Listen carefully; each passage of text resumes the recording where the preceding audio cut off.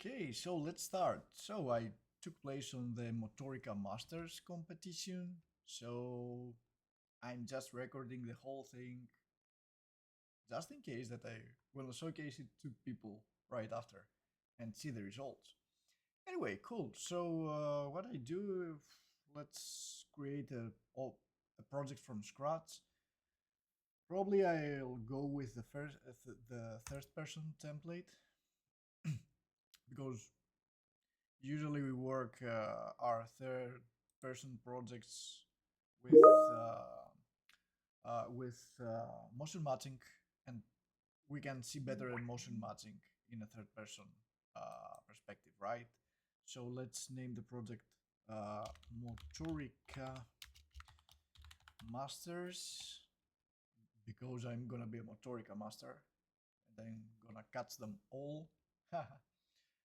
And yeah, like this, and let's create the project. And yeah, let's see what we got here up until the project got made. And oh, it's already done. So I took permission from Motorica since I got into the competition to use Motion Factory, which we're gonna find what this is. But first, let's grab from my screen, big screen, the project here. Let me check what we got from. Okay, so yeah, we got the very basics from Epic. Very basic locomotion system that I bet that they are building it with blend trees and with a traditional way. And well, let's see what we got here. So let's go to Motion Factory, and we got the simplified and the custom mode. Oh no, let's go back. Craft your animation setting using advanced control while flexibility for custom dance cards. So here we don't have custom cards. Cool. So here is, I believe, if we want to create the root motion of the character and base the animation that we're gonna generate through this motion that we are creating. So I will choose the simplified one. Get started. So if I remember well, here we got several different styles. I'm gonna choose a normal, no, I want a normal male, and I will blend it with what?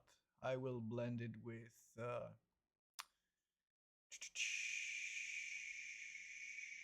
no, I don't want my character to holding props. It's gonna make the project bigger than I want it for now.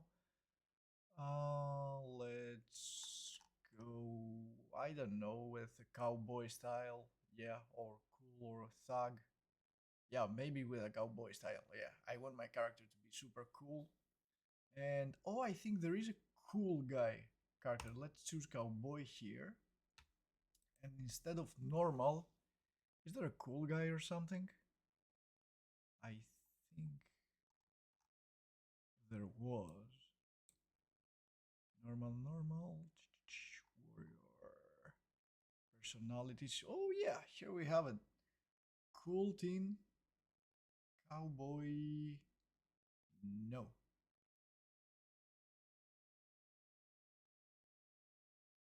Well, probably I probably remember the cool teen, which is for female characters. Let's see how that works. Preview style.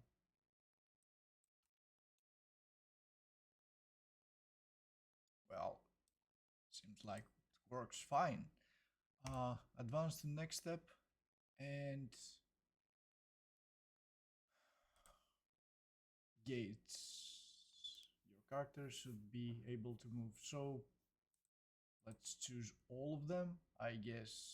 Yeah, we have a kind of sprint already for the basic third-person gameplay. Walk speed, run, and sprint. Well, I'm not gonna change anything. Probably these meter per second values are built up through to the existing basic system, maybe. Sprint, cannot strafe. Why not? Well, I want my character strafing when sprinting. Next up, movement mode. Select movement mode. Dynamic, realistic, and sluggish. Realistic, maybe? Perfect for most use cases. Weighted movement. Oh, I guess. Well, probably this is something like sluggish one is the motion captured as it is, and it's not following uh, that good the root motion. Dynamic one is probably for games like platformers or games that you need the footsteps to be one-on-one with the capsule, and the realistic one is the middle solution. Anyway, I will go with this one since it's perfect for most use cases. Long and short paths, typically used from traditional motion matching system for systems that prefer short animation clips. Experimental. Well, I will go with the non-experimental one, and this is the traditional one that I've seen before. So I'm not really sure how this works. So let's go with this one.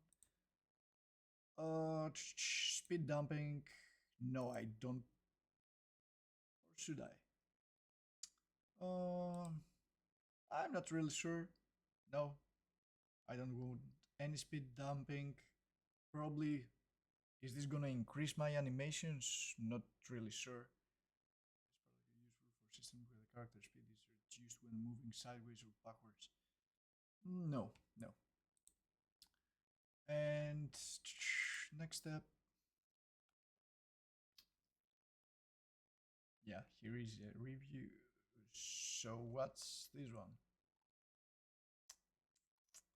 Oh, so here we are previewing how the animation is behaving. If I preview my animation, yeah. So if I choose my character to do a transition from walk to run, yeah, and I want it to be not backwards. Do we have a forward one?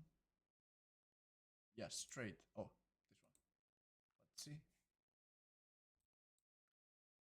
Oh, cool. Yeah, that's a pretty cool character,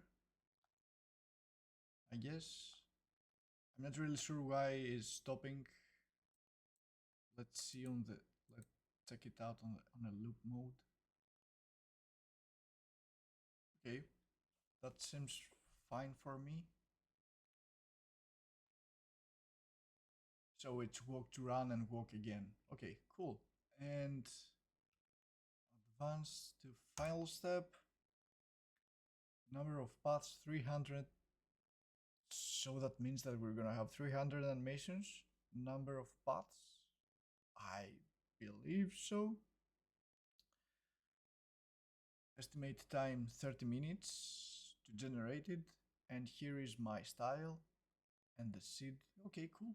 Generate animation set. And since we're gonna wait for about 30 minutes,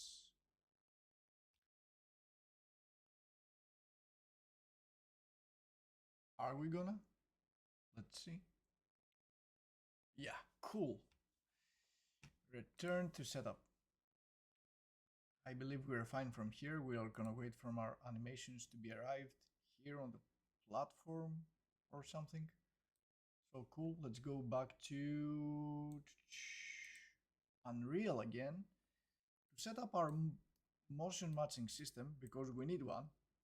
in order to test drive our animations and to create a project or anything.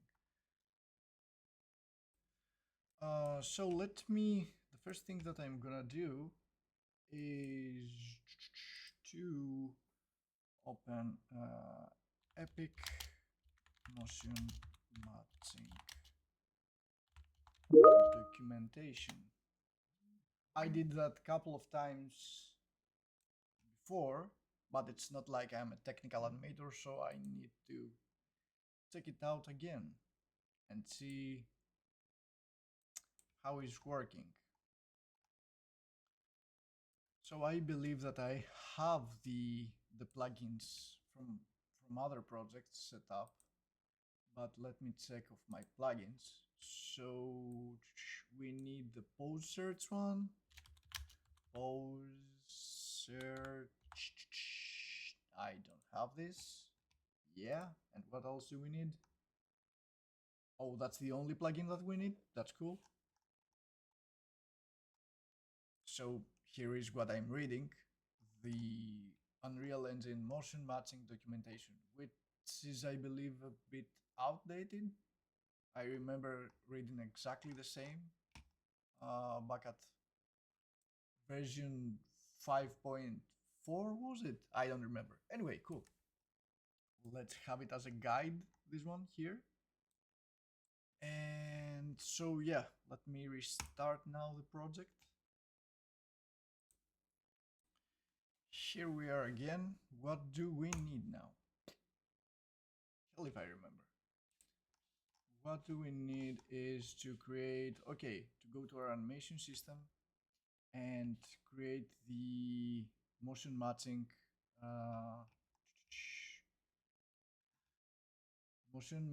schema and database, right? Yeah, cool. So let's bring that little body here. And create a folder, new folder, animations. And inside the animation folder, I'm gonna create, yeah, here is motion matching, a pose search database. No, it's the schema first, I believe.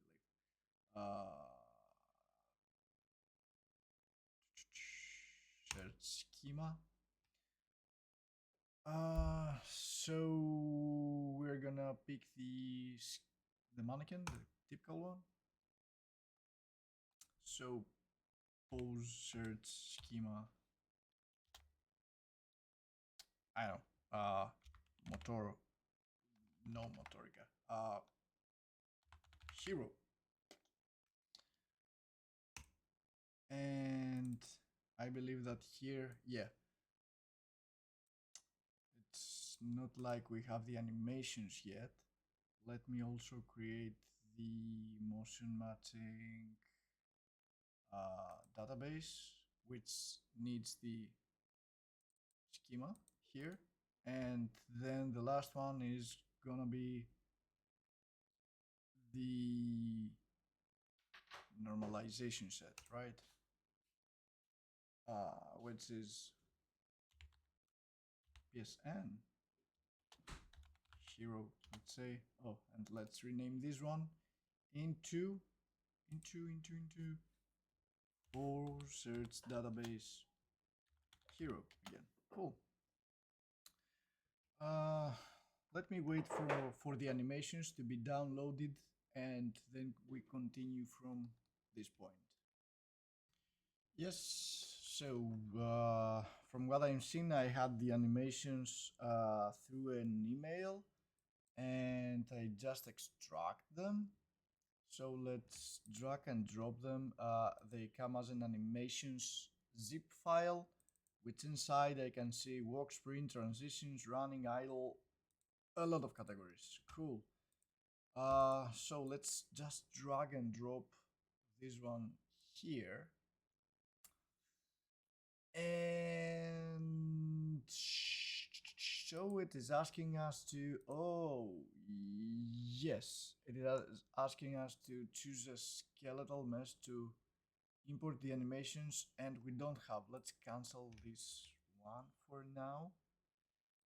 And go back to Motorica.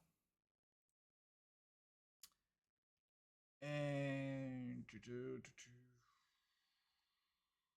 there must be a way. Oh, first, so what I have chose before was cool teen and cowboy style. Let me note to the folder that I downloaded the style, because I will forget what I chose. So cool teen female 50% and cowboy is yeah, can be male or female, I didn't knew. Okay, cowboy male 50%, cool. So I just renamed the folder. No, I can't. Anyway, what I want is to find if I can somehow download the character. If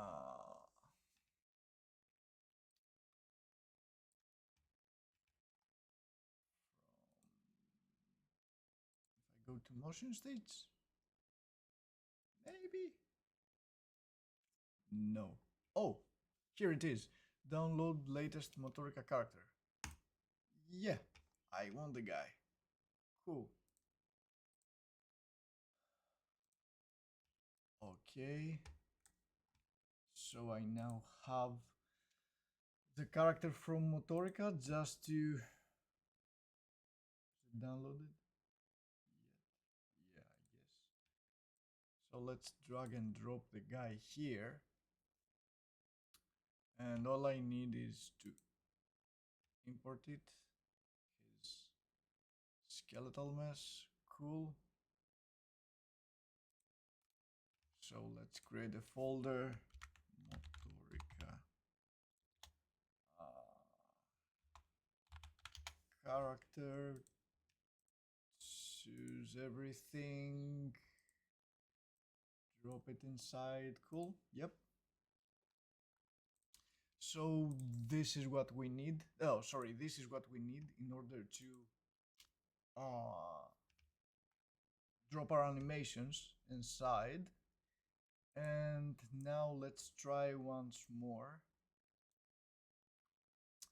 And if I say that I want to import only my animation, here it is, Motorica character. Cool. And import.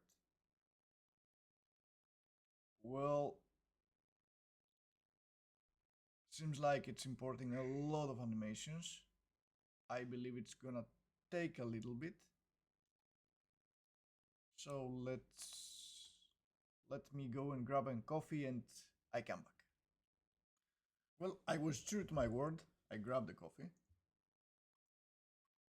And oh my gosh, the amount of animation that we have downloaded. So we got this animation file, and inside we got all the animations that we have downloaded from Motorica, right? Yep. And everything seems playing super fine. I remember Motorica, it's providing high quality animations. Let's see now how we're gonna. First of all, let me rename the file, because if we download a lot of animations, we're gonna have an issue with naming conventions. Not a real issue. I will not remember which animation goes where. So I will name these hero animations. I don't know for now. If I no hero player animations I should rename.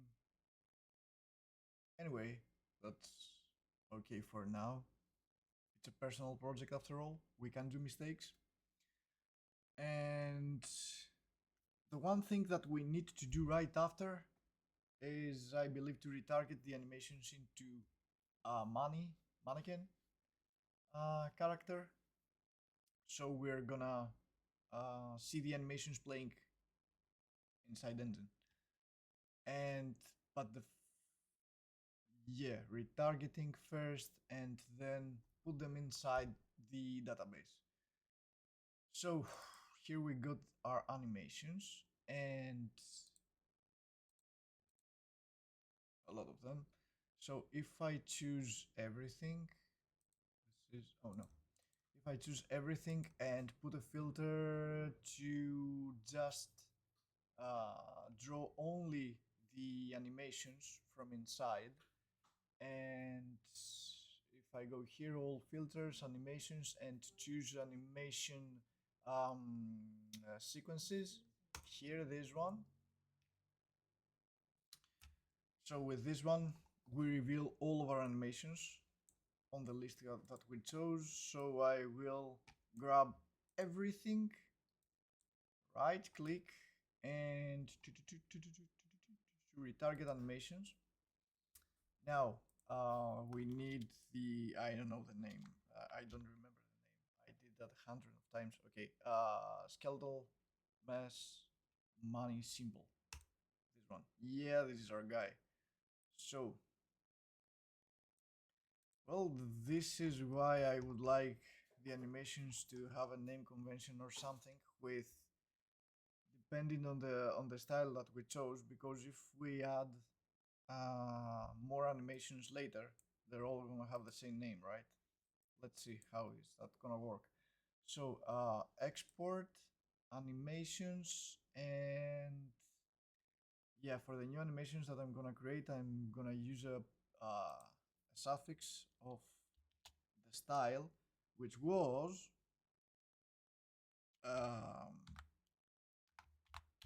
cool teen 50%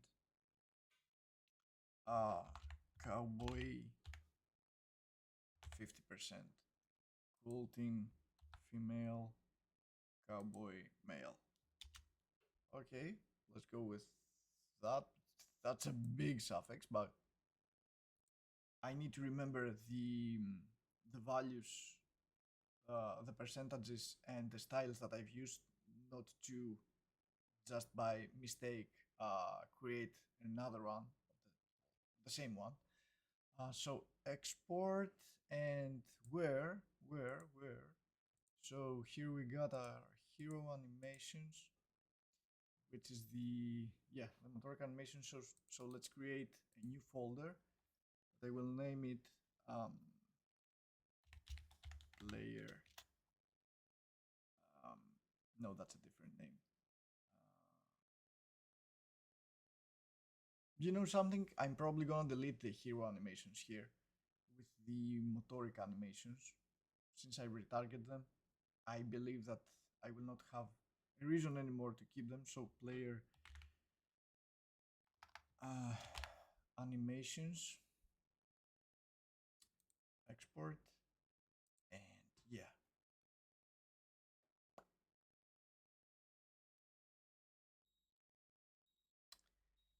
So right now the thing is that if we retarget all the animations, are we gonna have, we're not gonna have folders anymore. So I will have, exactly. So here is the thing. Now I have retargeted all of the animations to these player animations, but I have everything just dropped inside here. Well, which is not an issue now for me at all. I mean, again, it's a personal project, so let's see how they're working. Cool, nice. So something that we need to do to all of our animations, I believe, it's let's see if these animations are loopable.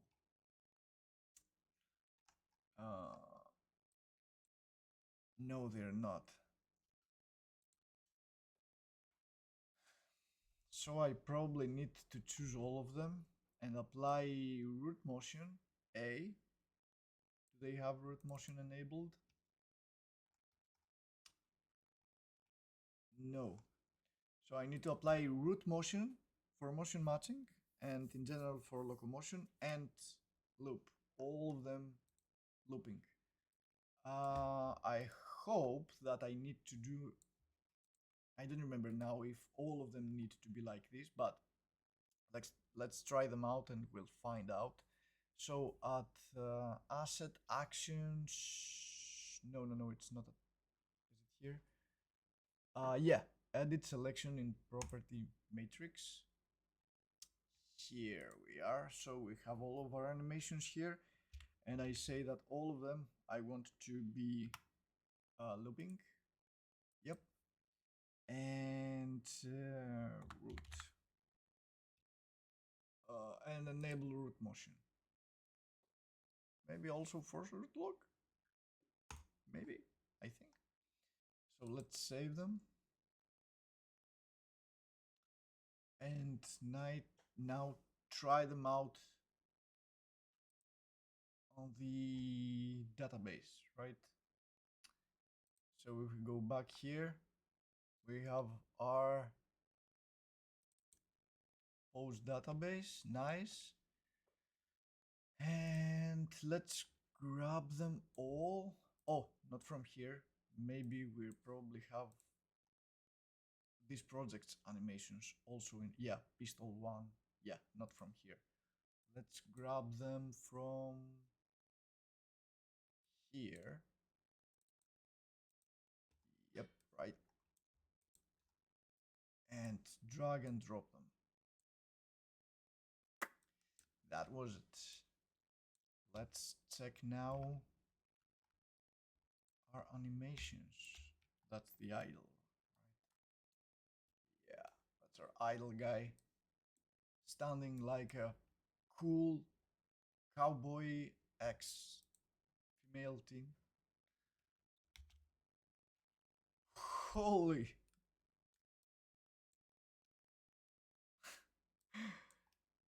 Well, we have here this shadow clone Nojutsu, which is showcasing all of the animations that we have. So there are, in many cases, we are not creating databases for everything. We are splitting the databases into walk, run, breakouts, etc. But I'm that noob and I'm gonna use the very basics because again I'm not technical. And let's see how they're gonna work. So cool, now we have our database here. All I need to check is, let me save everything. And on our schema,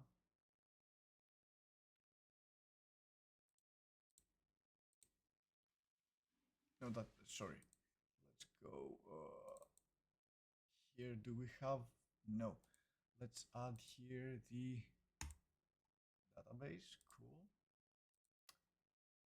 And I think we are okay for now from here. Skeleton. No, probably don't need something more from here. It already has the mannequin and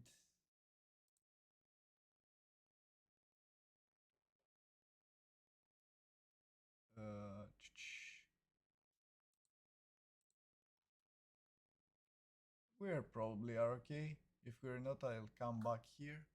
We'll see. So now we need to set up our character blueprint and the animation graph. Yeah. So let's find our character blueprint here. Yes, if I remember well, we need to add the trajectory. Is it?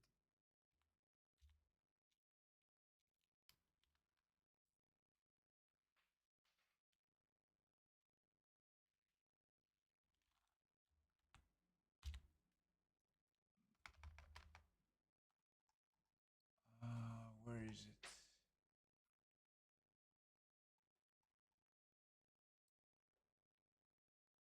Do we need to download it? Have we downloaded trajectory?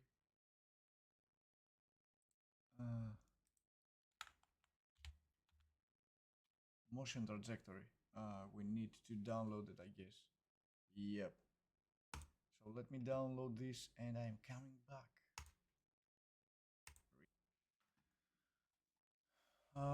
So yeah, now I installed the plugin and I believe that if I now say trajectory, yeah, we got character trajectory here. And that's what we need. Let's compile and then on our event graph, not here. No, we're good from here. Let me open the animation blueprint, which they have it.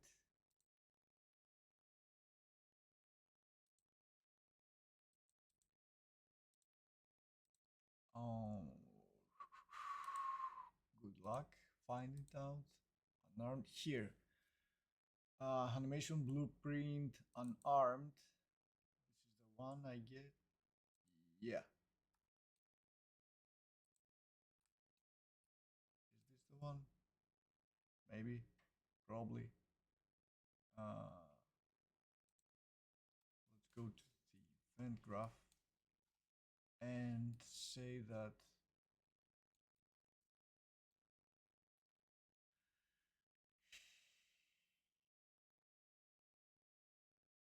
do we need any of this now?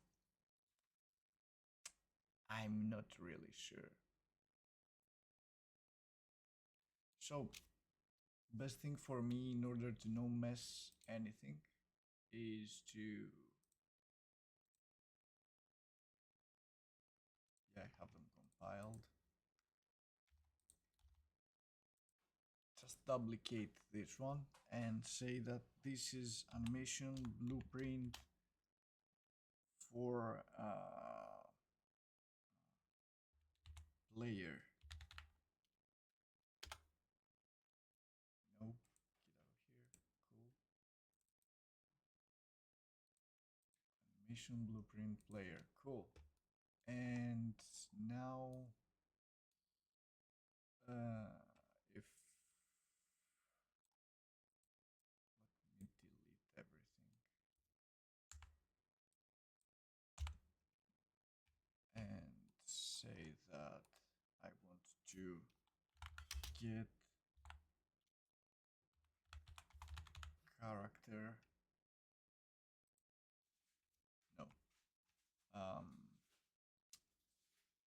It's try get pawn. Try get pawn owner. Cool.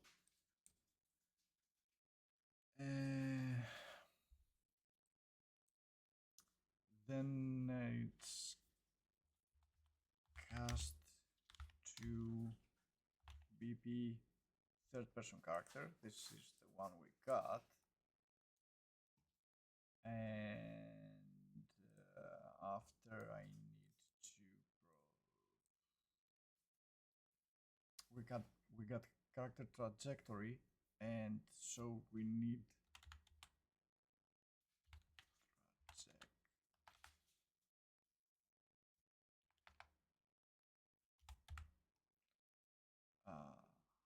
set character get it's get character trajectory.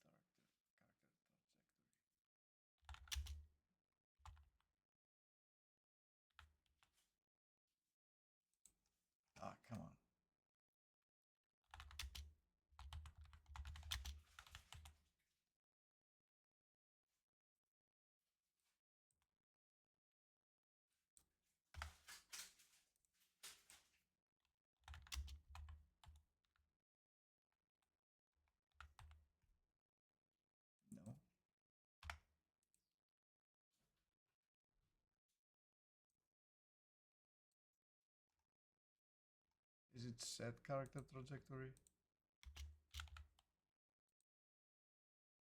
No.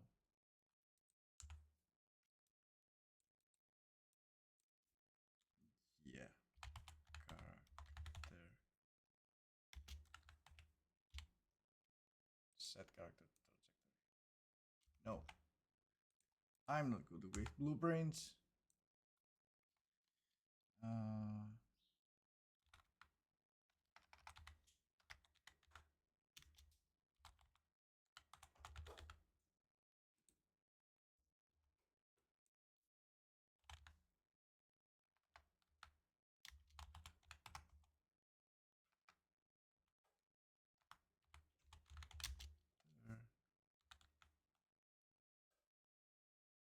Finally, after all these years, I managed to create a character trajectory. So then the next thing that I need is to target the character movement. No.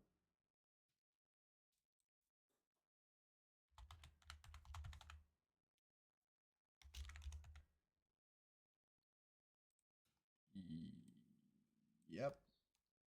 I get this one. And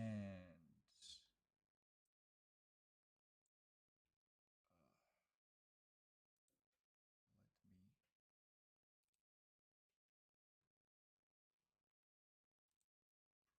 this to variable. And this one. And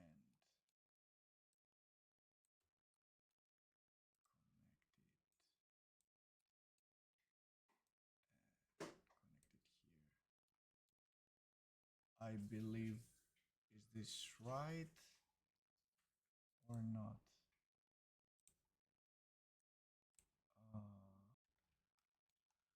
So, oh, we don't have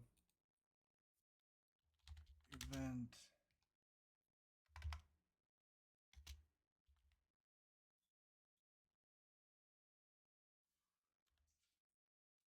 What was print update animation? Yeah, this is the one. I probably deleted by mistake anyway. If I compile this now, and we need to set up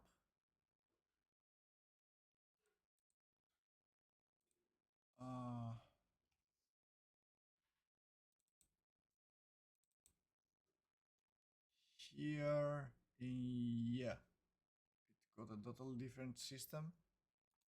Let's unplug it, and let's create now,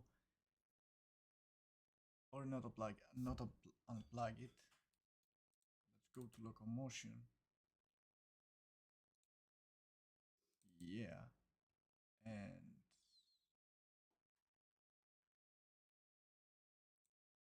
damn if I remember.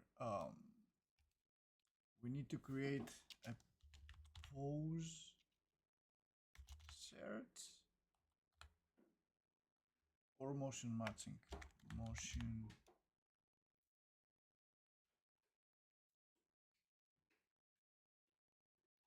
matching. This one here. Yeah. So we choose our PSD,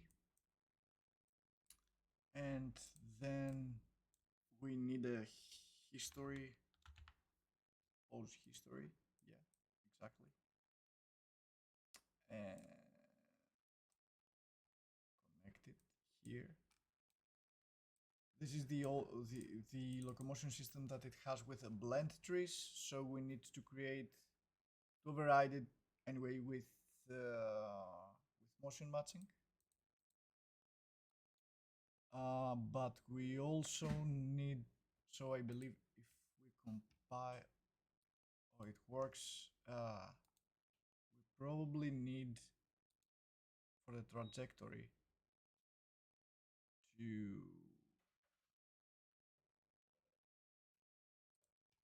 maybe it works. I'm not really sure. Let me go to the my character here and tell him that I want to use the one that we have created, an animation blueprint player, this one, compile, and let's see how this will gonna work. Let's save everything.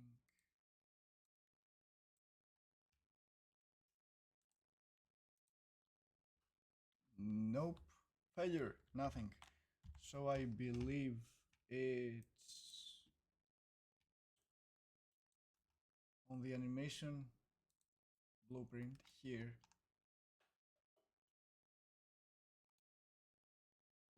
Yeah, we need to create a character trajectory because it works with the trajectory system. If we compile now,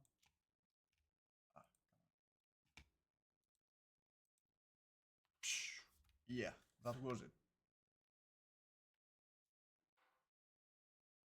Yep, and we got our character play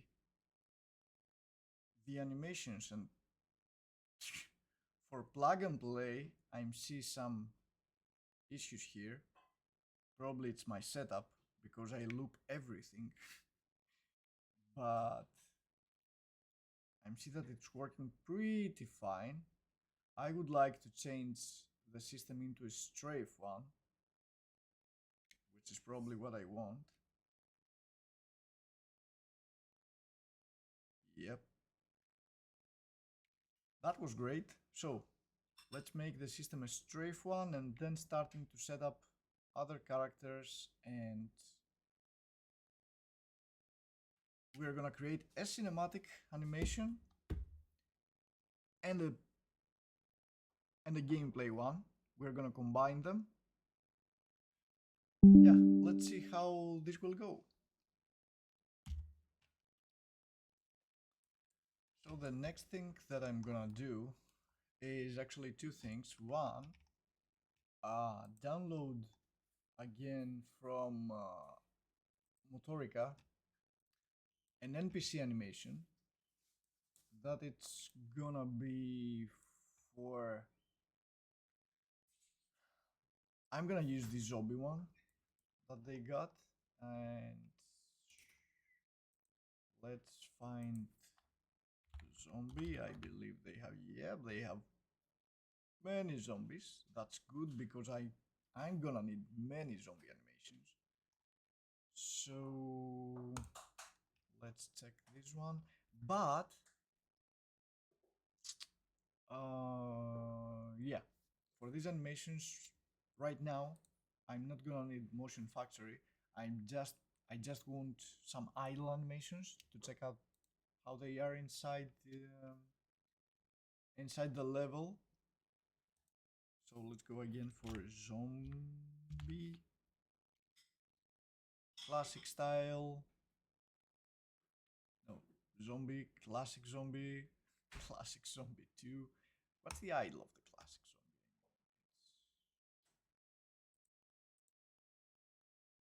Oh, I can't see from here. Let's animation, motion. Um, all I want is the idle for this one. Yeah, I want. Oh, do I need to set if I want it loopable or not from here? And cool, let's go back to motion. I don't want any speed. I just want it to be idle. So if I want it to be an idle, set it up to be an idle. So here, yeah, here that's the difference, that it's not giving us libraries of animations. It's we actually create the animations. So if I go now at styles and check animate, yeah, that's the that's the idle. That's how it's this guy is staying put. So no, I don't want the classic zombie 2 zombie. Let's go with Probably this one. Yeah. And do we have seeding here? Yeah, we do have, because I need different variations. But that's a small idle. Can I somehow extend it? Duration 10.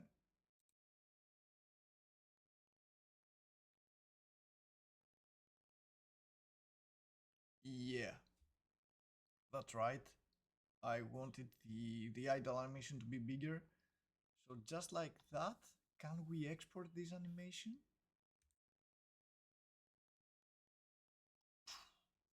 Ready. So let me go to my downloads.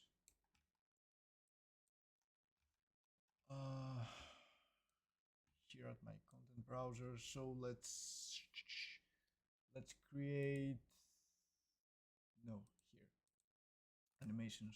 Let's create a new folder named zombie, or yeah, zombie. And inside here, drag and drop our beloved zombie. We want the Motorica skeletal mass and import. Bang. And so we have it. Nice.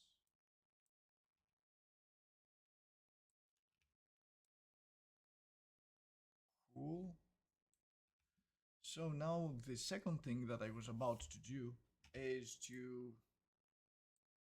create a level, which is how I imagine it, how I imagine that the cinematic or cutscene that I will create and the gameplay are gonna work.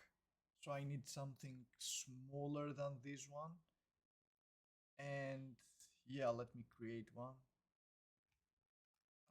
So I'm gonna duplicate the level. I don't want to destroy this one forever. Third person. Yeah.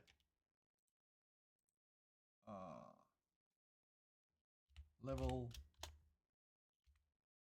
Motorica Masters.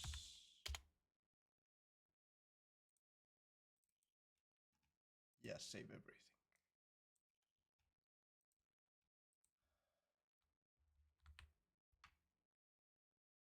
Cool, I got my character.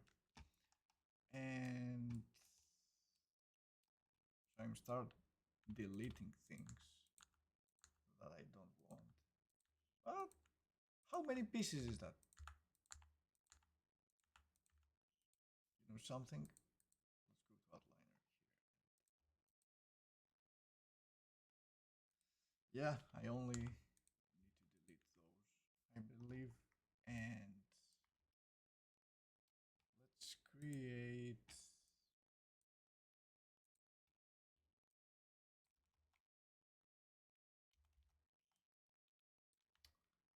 a small path for a character to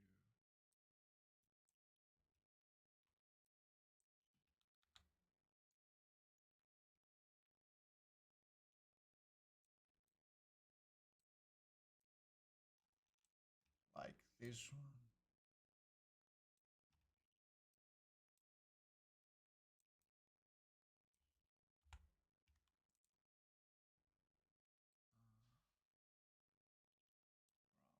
Here and like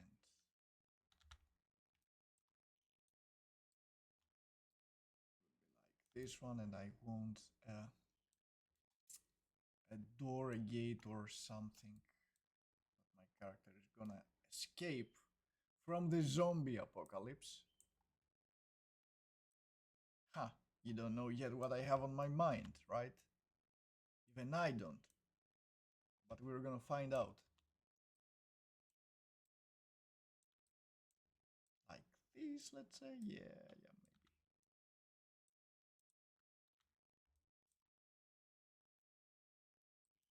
Cool.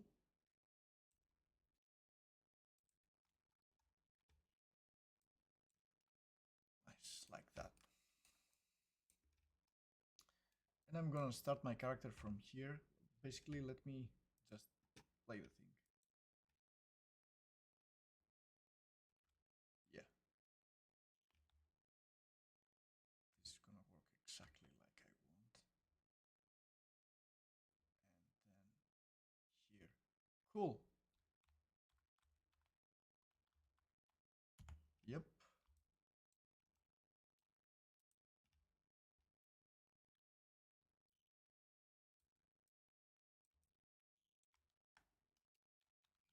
It's something similar to prototyping. I mean, when we want to showcase pre-production our ideas, right? It's so convenient to create small, you know, environments like these just to showcase our ideas the easiest way possible. Anyway, I'm just playing. I literally just playing right now.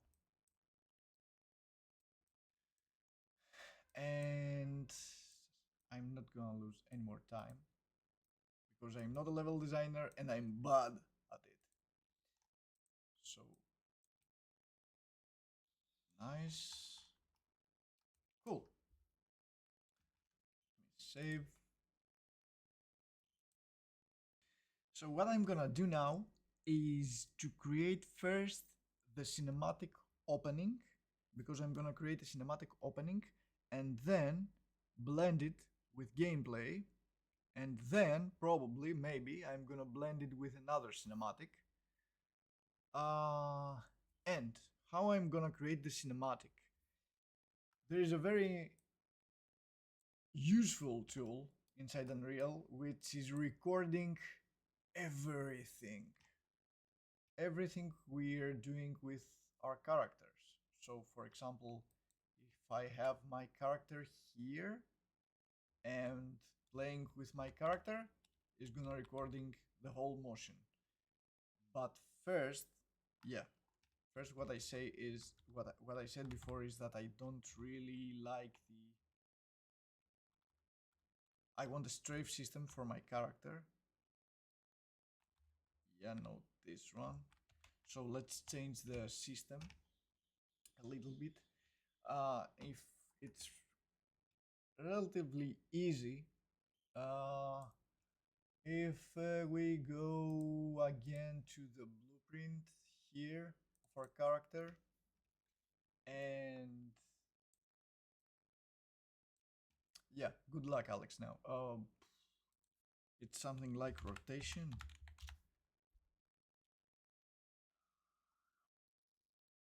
Yeah, maybe orient rotation. I think it's this one. Compile.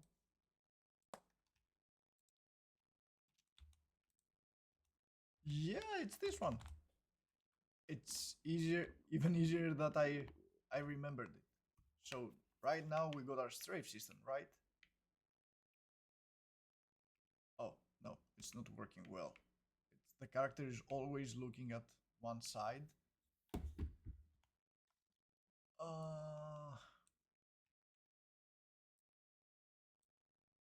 Use controller desired rotation. Let's check this out. Yeah, that's the right setup for strafing system, at least for a very easy and fast one. So right now we got our animations. Cool. And if we say that we want to record my animation, I need to go to cinematics and hit the take recorder. So this little guy here is recording whatever we're telling him to record and whatever we are putting inside the source here. So if we say that from my outliner, I want my character, third-person character blueprint, I want to record this one. It will listen to us. And if I hit record, 3, 2, 1, action. And I start running. Yeah. I believe it was recorded. Save selection. Warnings, warnings, warnings. And now I believe that it has created, automatically created a folder somewhere.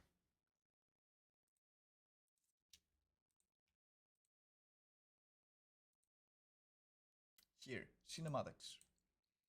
If we go to takes,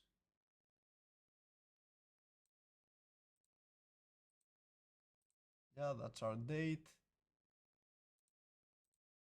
And yeah, we have recorded everything here. So if I open this level sequencer, yes, I got my character playing. Yeah, but my animation is not that good. I did a weird motion here. What? This is how I'm playing. But this is how I'm gonna record the action here and then create the cinematic. Cool. So let me delete it because I'm not gonna need this one. It's a little bit ugly. I don't want it. No, it doesn't listen to deletion at all. From here? Can I delete you from here? Can I delete everything? Yeah, Unreal with the deletion part is if you want to delete something, sometimes it's weird. I probably need to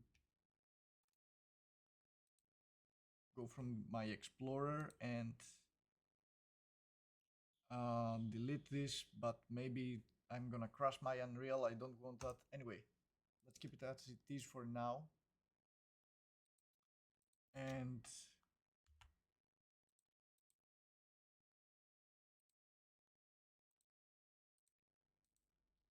yeah, let's keep it as it is and create a second rec up until I reach the one that I really want to record. Let's come from here. Shift and F1 for go out from pi mode and activate again cinematics.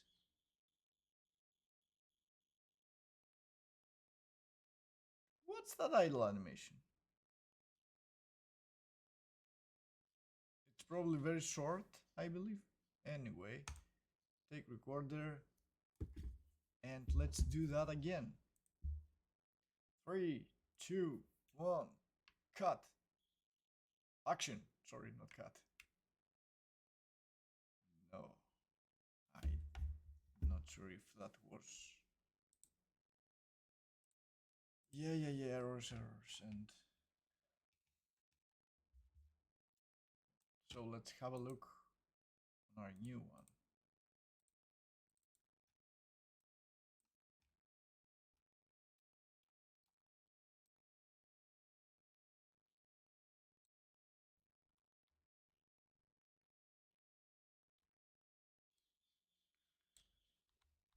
Nope.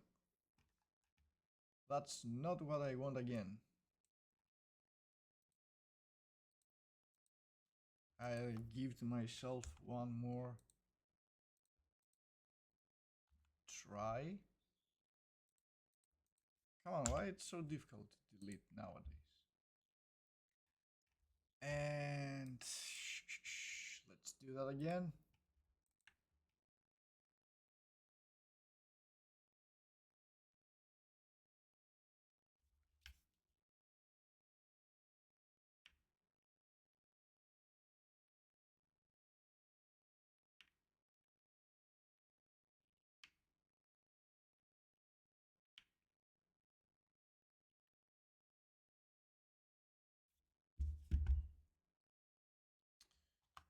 Shift F1 and 3, 2, 1, action.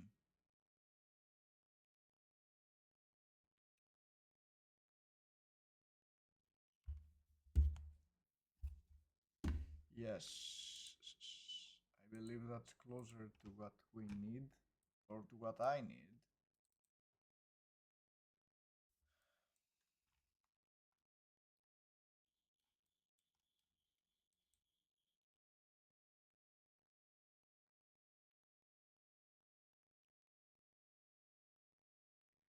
Okay. Something's wrong with the idle animation of the character. I'm gonna find it out. Solve it, not solve it, we'll see. And yeah, let's stop here for now. And next thing that I'm gonna do is to try to set up this small cinematic, let's say here, with transitions to gameplay. And yeah, we'll see how this is gonna end up.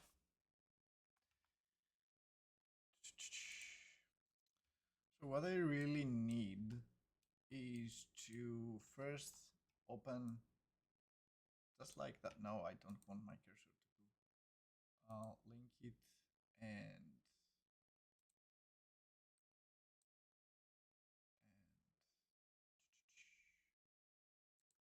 close this one. Is that I probably gonna open or create a new one or open this scene, the cinematic. It has a ton of characters and things inside that I don't really want. All I want is only the mess of this guy. So I'm gonna find out where they have for the mannequins rigs, messes.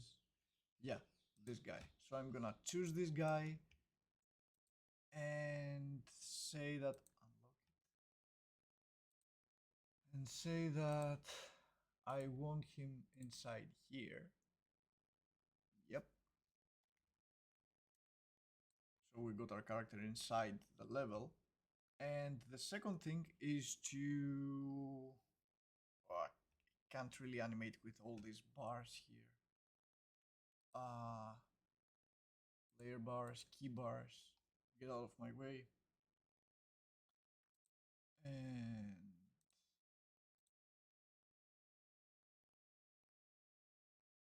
where is this snap option?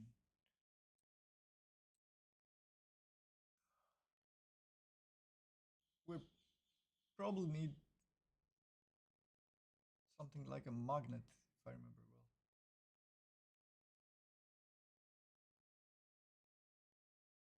well. Anyway, I can't find it now.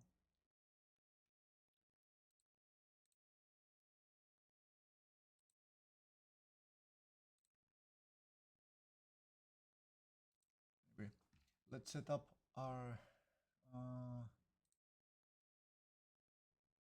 layers. And I want only the selected ones. Cool. I need to transfer these animations from this character to this one. I also have his control rig right now opened. We are on animation mode. So if we choose this little guy and say that we want your animations to be baked into a control rig.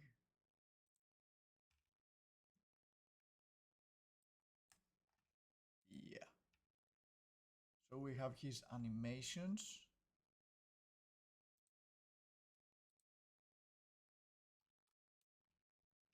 So let me just choose his animations, go to our guy here and paste these animations.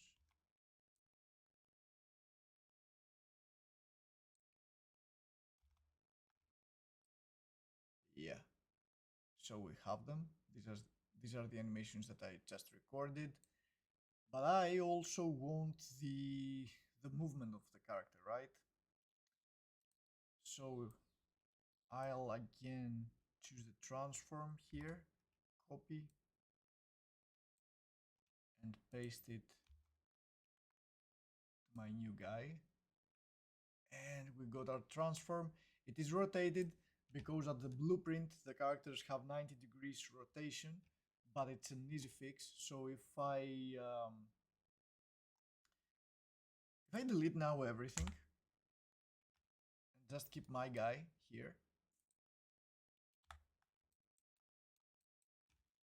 and yeah, let's work a little bit more minimal, DCC way, and I say, like, I want him to be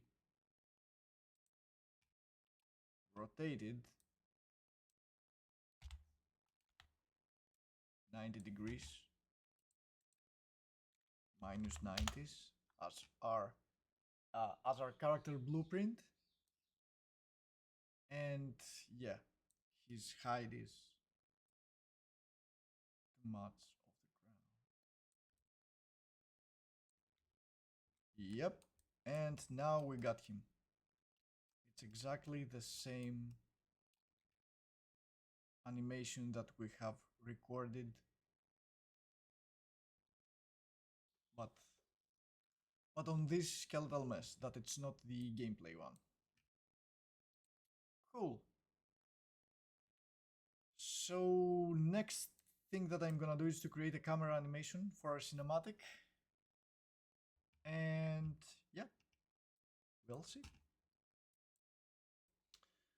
Okay, here I am again, and we will continue from, I don't even remember what was the last thing I did yesterday. Oh, so we have recorded the gameplay motion to create a fast cutscene here. Oh, let me fix that. Link, curve editor, time range, yeah, and keep playhead playback rates. Yep, cool.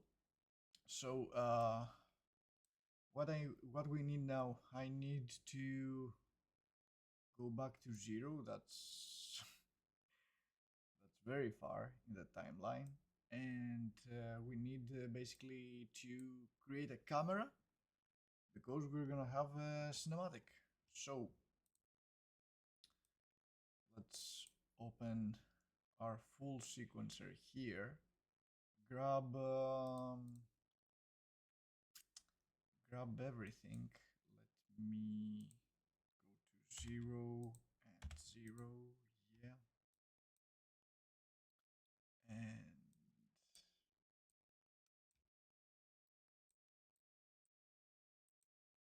let's even that. Oh, yeah, let's go to 0 and bring here the green line. So let's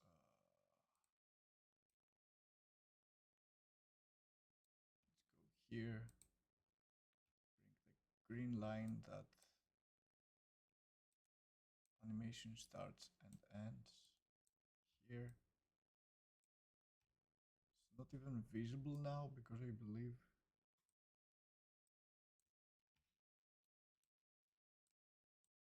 we got an enormous amount of, yeah, frames. But let me bring those keyframes.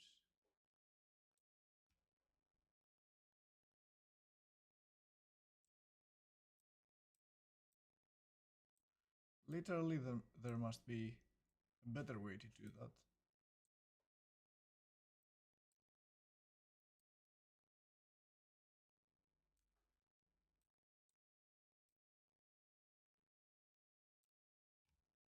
But let's do it like this.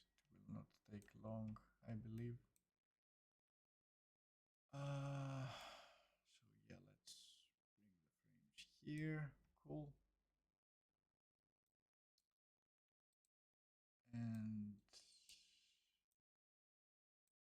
see what we got. We got the full motion.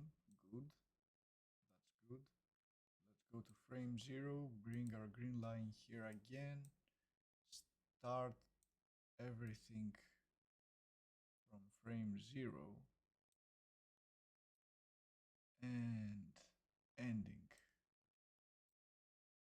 when our animation is ending at frame, what's this frame?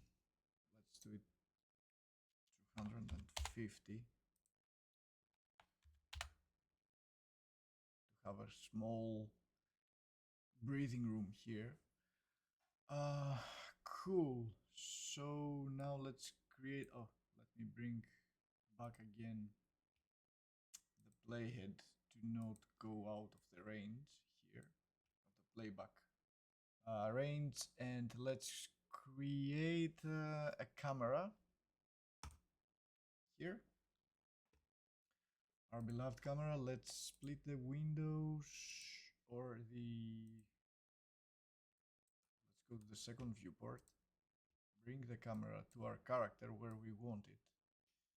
Basically I want it somewhere around here.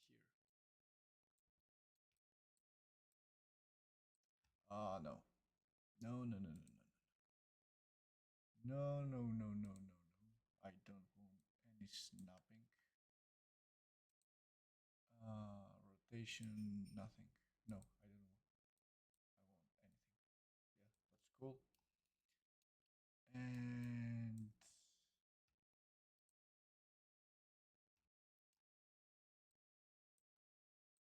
basically let's split here the windows into two. In the first one, we're gonna, in the left one, we're gonna have, it's gonna be our cinematic viewport with the displaying the camera, and from here we're gonna fix our camera. Good. I want it to be synchronized.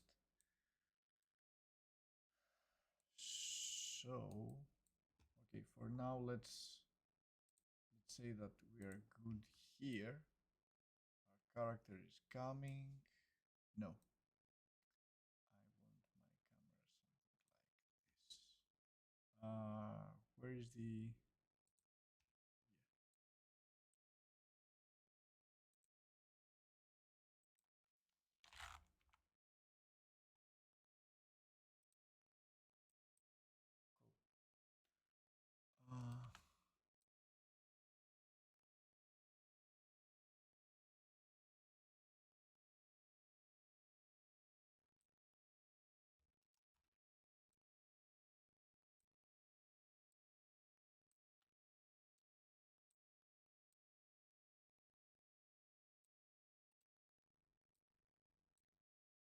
Okay, here I want a key to be close to my character,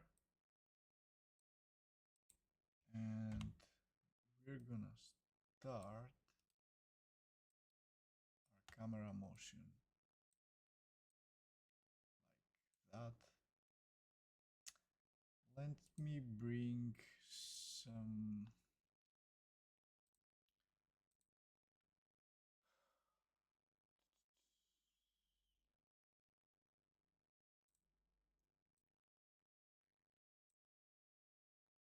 where was that? A layer on top of my screen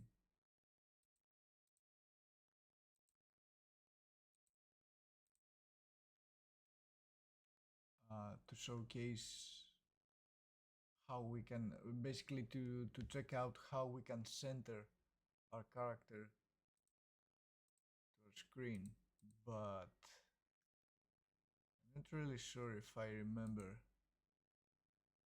where this option is. Should have been somewhere around here. I really don't remember right now. Anyway, let's eyeball it.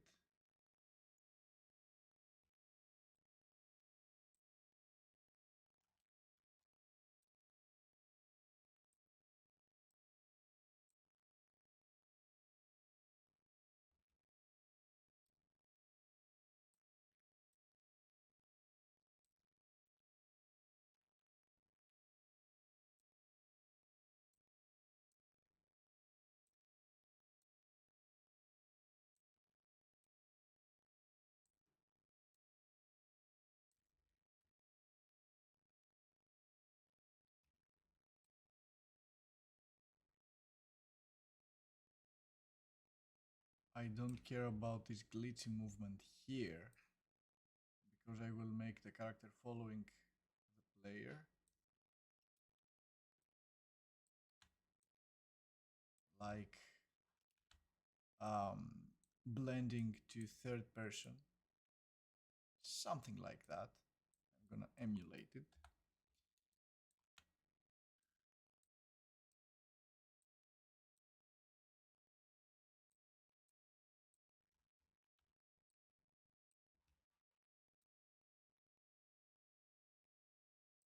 Okay, let's do it again. And this time I locked all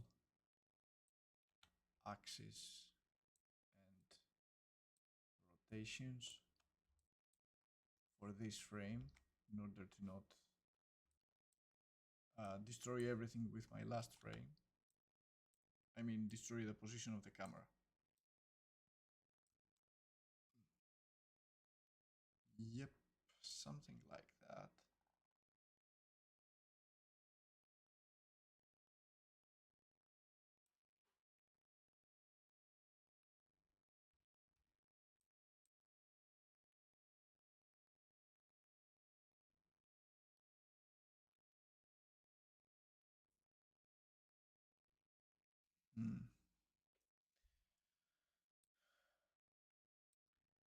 Well, the recording of the animation is not helping because gameplay animation seems like gameplay animation after all.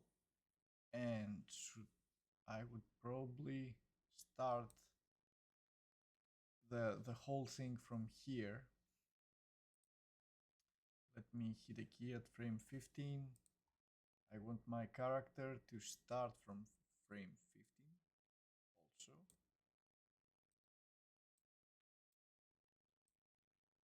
Yeah. Cool. And let's drag everything again on frame 0. Cool.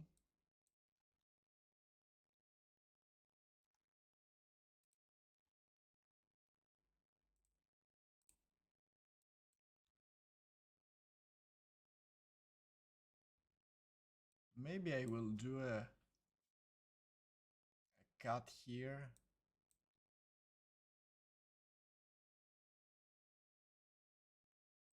Or maybe not.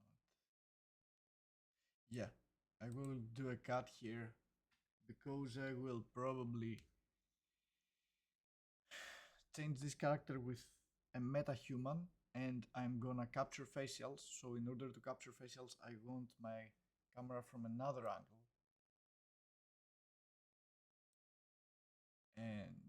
But I will use the same camera. There's no need for me to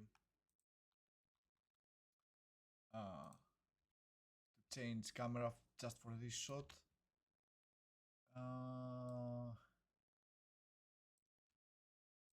Let's try something like that.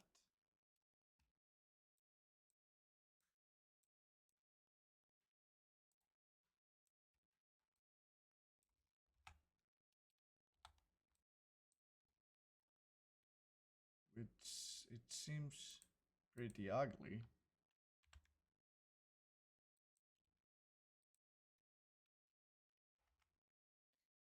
Uh, 0 and 180. Cool.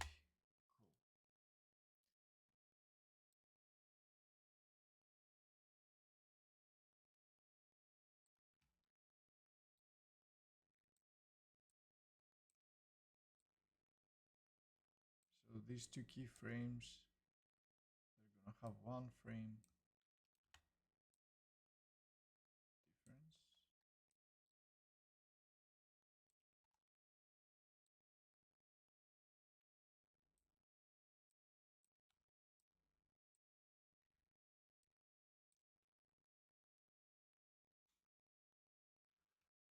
No, animation is not good, but we will try to fix it later.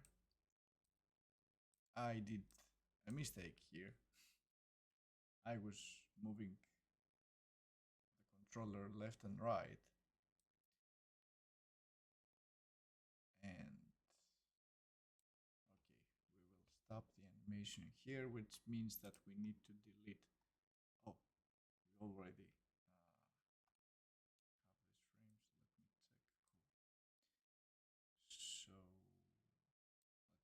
bring transition here, or basically even better, having a key, delete those two, and bring the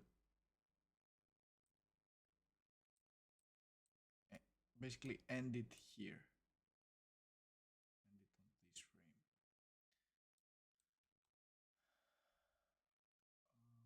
And now let's try to find out a good zoom for my camera.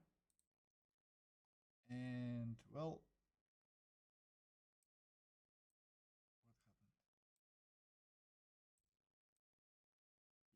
happened?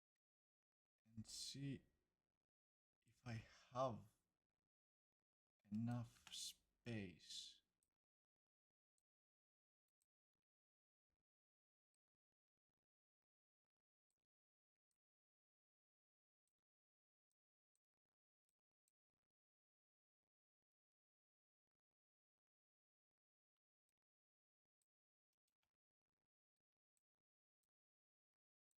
For zooming into character's face.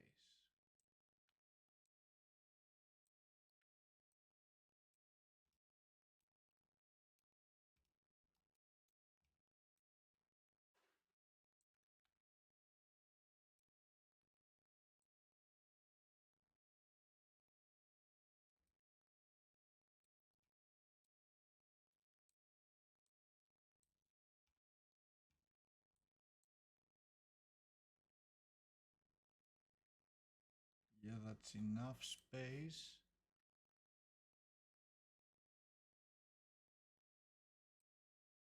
But I need more, certainly. Because what we will try to do, well, let me do the setup first. So we will add our zombie character here. Where did I? Zombie character, add.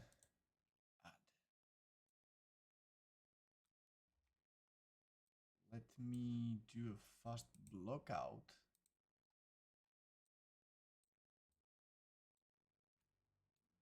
So our hero is coming from the corner. Somebody is chasing him. I'm not really sure, but he's worried.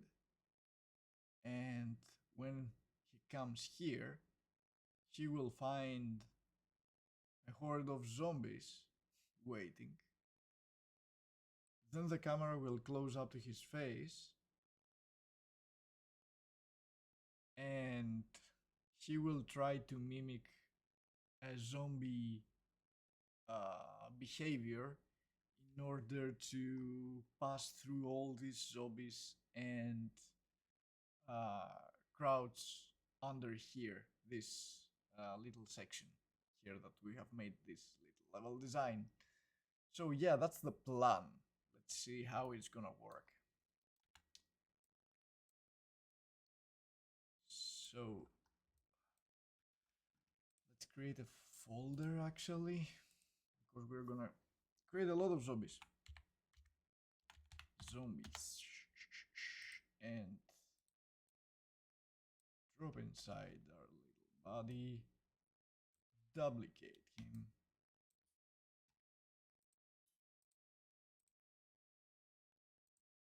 Wait, where's the...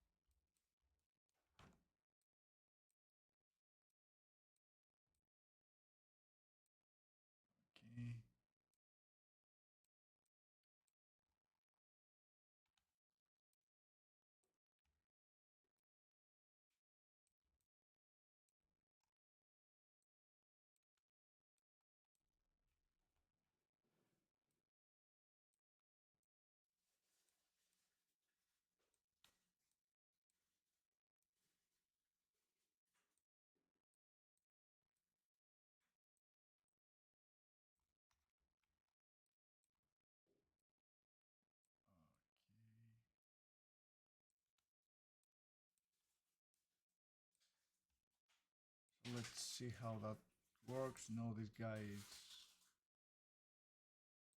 closing the field of view.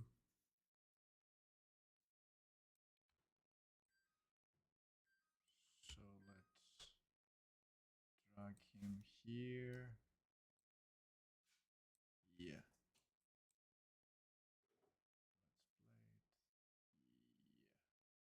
No, he's too close, I believe. Yeah, maybe I need to extend the whole area here. I'm just worried that it's gonna surpass the 30 seconds duration in general. We'll see. Cool. So let's try to fix it a little bit, because artistically is a mess. No, no, no, no, no.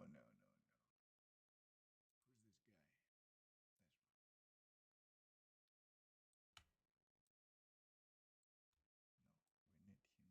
This one. No, we need him like that. Maybe. And who's this guy? Yeah.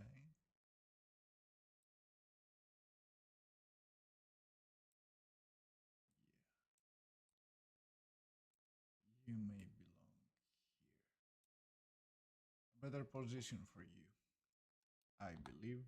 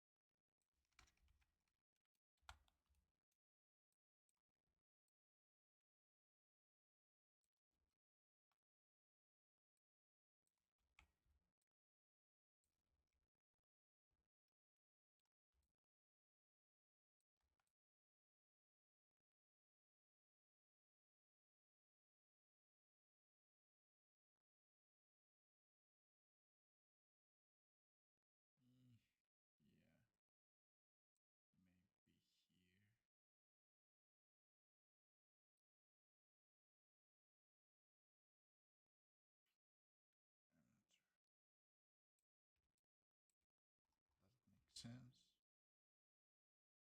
Doesn't it make sense? It needs to be appealing.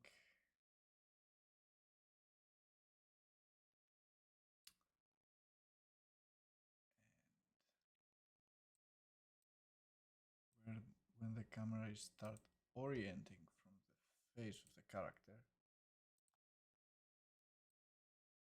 because we need the camera to actually blending with the third person perspective for the gameplay. Here.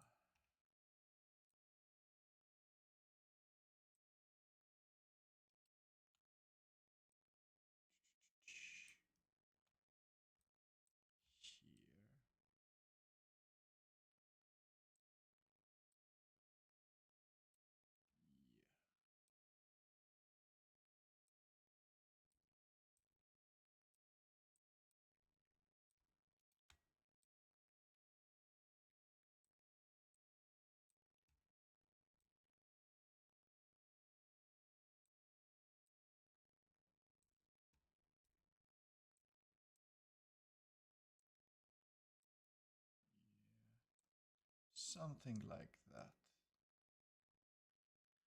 With a bit more polishing and more love.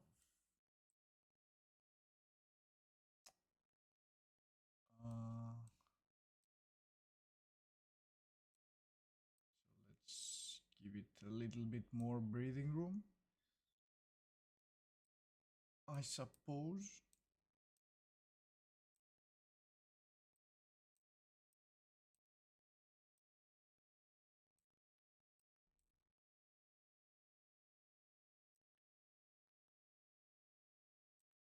That's maybe too close.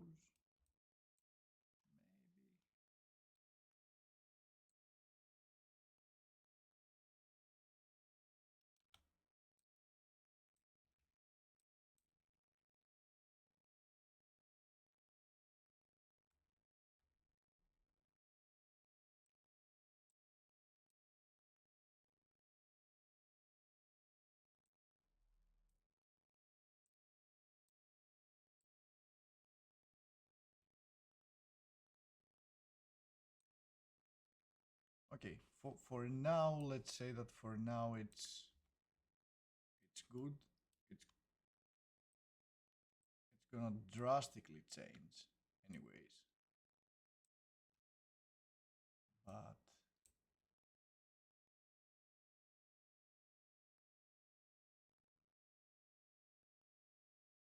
yeah. Okay, so now we have the rough version, the blockout thing of our whole cinematic. And what I'm gonna do next is to combine, merge this with a gameplay sequence, and we will download a zombie animation from Motorica for our character, but this zombie animation will we're gonna blend it with a different style, something more maybe human, to just differentiate his zombie style from the others and showcase that while he's moving and trying to pass through all these zombies, he is mimicking a zombie style, but maybe with a funny, on a funny way. Okay, let's see how we're gonna do that. So let's see, what do we have up until now. Yeah, what I did on the background was creating on the level blueprint a small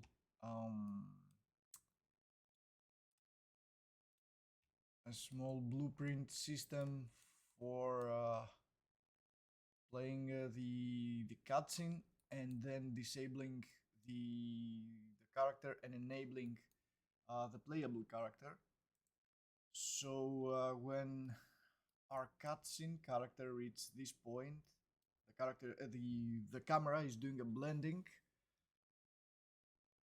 and then we can have gameplay. Let's press play to see. So our character is running here. He's getting in front of the small horde of zombies. Oh, the transition is not working well. It's not blending well yet. And then we can play and navigate up until here, which I believe I will make the whole level design here a little bit bigger. It's too short, I guess, to navigate, to travel from this point to this one, even for this small creative idea of mine. So what I'm gonna do now is, when the character reaching this point, we're gonna have, maybe I'm gonna create some facial expressions, because I'm gonna switch the character with a metahuman, and then having the character walking as a zombie to blend in the environment. So in order to do that, I need a full pack of animations, and here where Motorica is coming, and I use again the simplify. Maybe I will try the custom version with the path for the cinematic if I have time, because that's actually the best way of creating a motion, not a motion matching system, the most believable locomotion for a certain path for characters due to Motorica. So I will again use motion, the simplified version, and what I want is a zombie style, but maybe a little bit funny and a little bit different. So in that case I will may use zombie 2, because already, yeah, it's a funny one, because already this zombie style, if we don't have textures and context that these are zombie characters, it's not like when we are playing or through the cutscene we understand, yeah, we understand that they are zombies, but we need more than animation context and we need variation. But anyway, what I'm gonna create here is a mix of a classic zombie and maybe something a little bit more grounded, like what? Like a normal guy? No, that's not gonna be a good blend, I believe.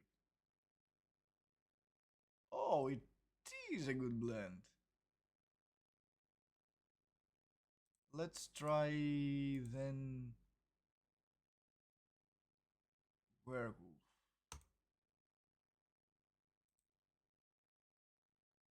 Yeah. Let's increase the percentage to the zombie one to have the arms higher. Nice. I wonder how this character is traveling around. Let's check it out, actually. I don't really want sprint. Yeah, I'm not really sure if I want sprint. Uh, yeah, same, same, same. And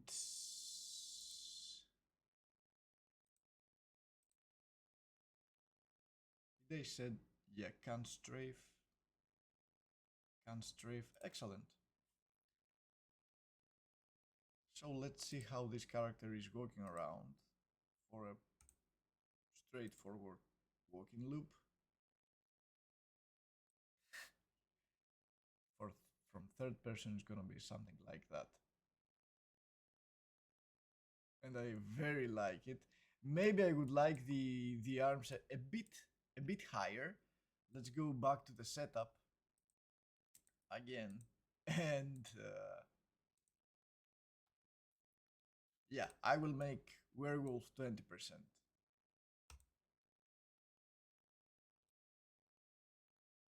Yeah, and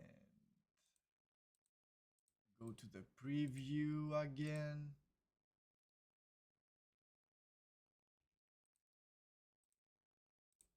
Oh, that's backward loop. That's very funny. It's exactly what I want. Yep. So I will order this one from Motorica now. Let's go to final step.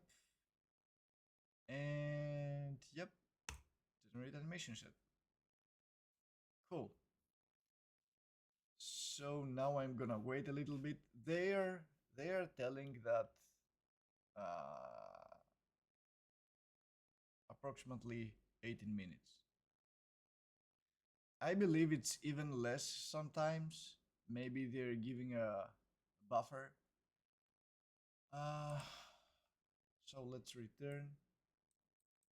Okay, I will close this video here up until I have this version, and then what I want is to generate different variations. I will play with the seeding to generate different idle animations for our zombie characters here, because right now they're all moving like they're, you know, they are the same character, copy and pasted, and I don't like this one. I want variation.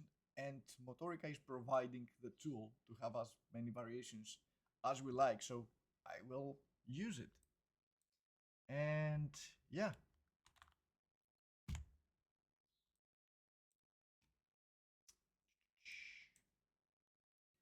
Well, just a few days have passed, and work is work. And let's try to yeah, the Motorica animations that I have downloaded before, already downloaded. So let's open the animations file folder, and yeah, we have hero animations, but now we're gonna have a hero zombie animations. Let's drag and drop the thing, and we want our Motorica skeleton and only the animations. Import. And yeah, we got a lot of animations to import, same process as before. Motorica is giving us hell lot of animations because motion matching needs hell lot of animations. Quality and quantity tied together when we talk about motion matching. So when we got these animations, I'm gonna import them to our character. So now the gameplay animations are gonna be the zombie ones. So let's wait a little bit more.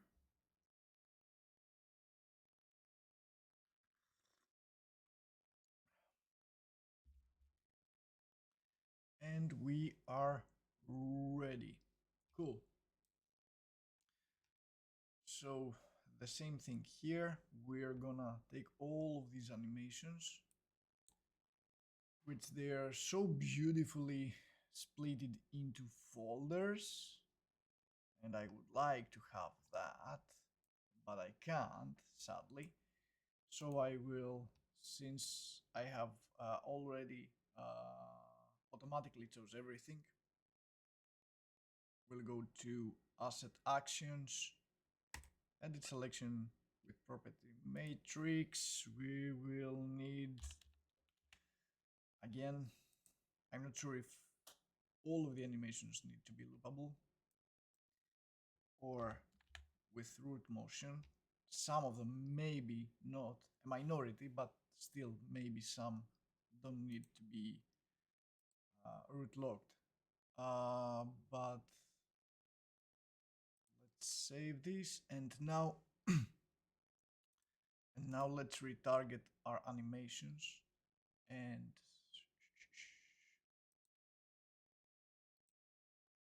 oh, yay! Now is the thing that, let me pick first the money. Simple guy. Well, this is the issue now with the animations, that every animation has the same name.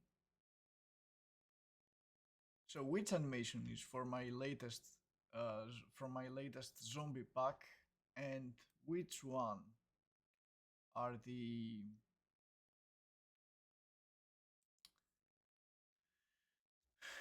previous one? Maybe if I go to search asset and say zombie,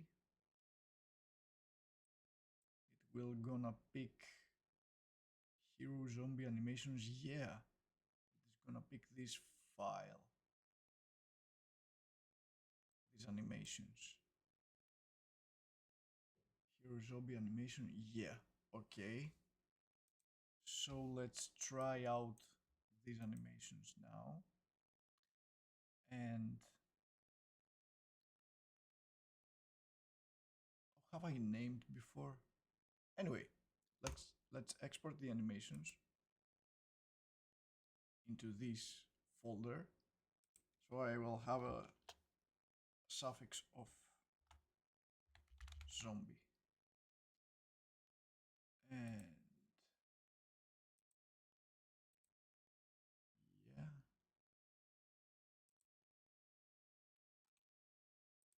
I create a retargeted folder just to be a little bit cleaner and export.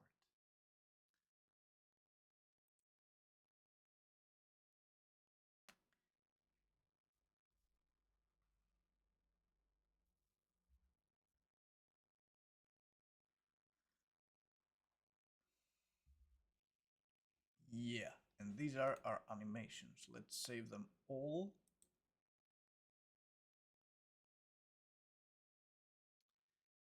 And what I want is to basically go to my database, and because this is a database for gameplay animation, right? We need it before the hero. Basically, should I make a new one or not? Let's create a new one, because I may need for the cutscene, for the cinematics, to play again with the typical animations that we have created before, the normal animations. So let me create a new database here, and oh, sorry, what? Yeah, and PSD hero zombie. I believe this is gonna be clear enough.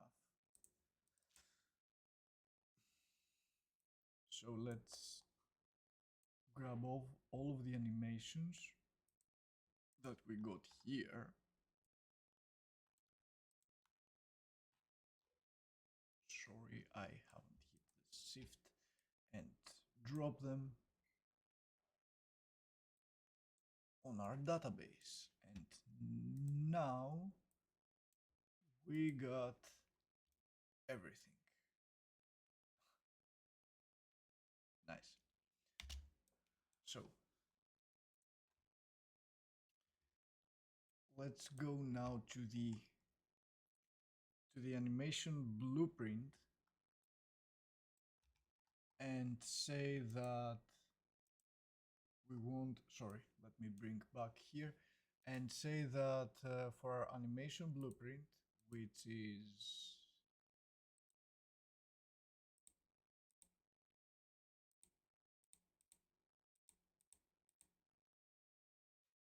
where do I store, or I haven't changed?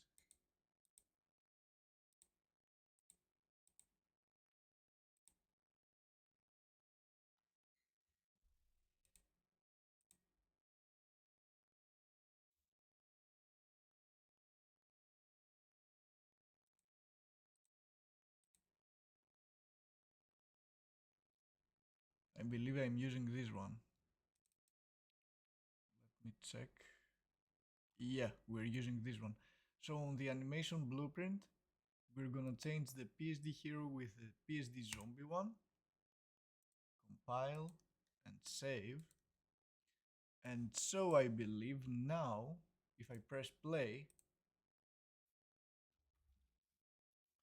after the cinematic, the cutscene, we're gonna have the zombie animations. Yeah, we need to fix this blending. Yeah. And we got the zombie animations. Nice. This is exactly what I want. Let me see how the running is very funny. But I believe I will need to drop down the speed of the character.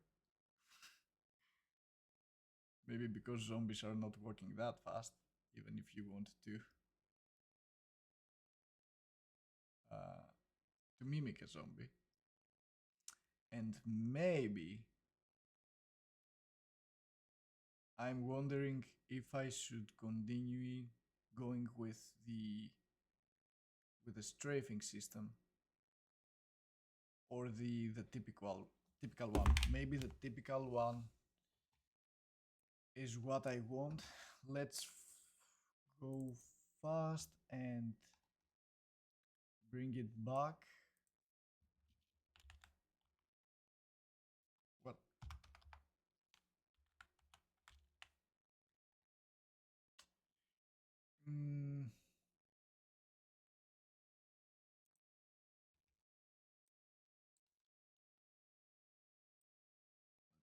Check this out.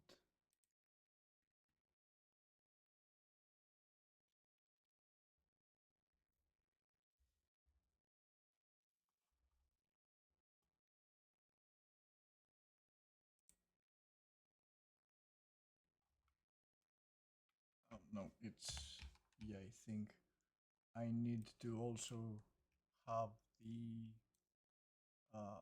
orient rotation to movement. Yeah. Let me compile and try out again.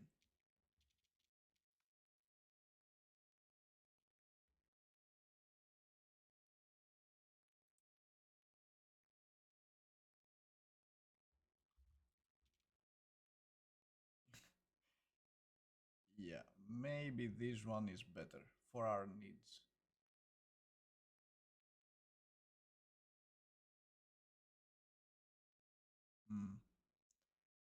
But every camera, every time the character is trying to get in between zombies, the camera is getting closer.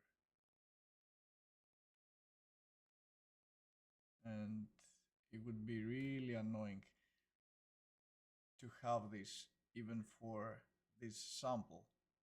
But I'm wondering if it's happening only with that system or also with the strafing system. Let me check it out fast.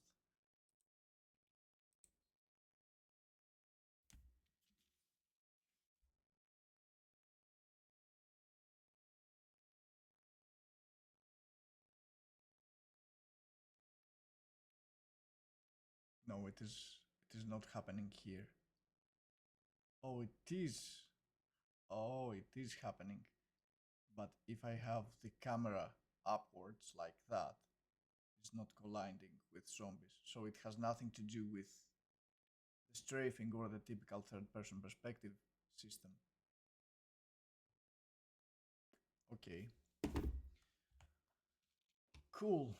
So now we almost have what we want, the very basics, right? What do we need next are two things. One, Motorica again. I need to download several animations for these guys in order not to be the same zombie style animations. So I will probably play with style blending inside Motorica and some different seeds. And yeah, the second thing that I really need maybe probably is to make slower the player movement and scale up a little bit the whole level design here, like maybe give it a little bit more space.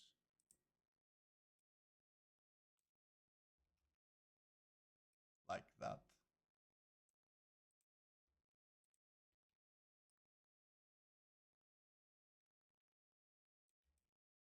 Yeah. And populate zombies a bit more. So I brought back Motorica, and now uh, no, I don't want a simplified one. I want to go back. I want to go back. What? New website? I haven't seen this one before. Anyway, I want the motion stage one. And we're gonna create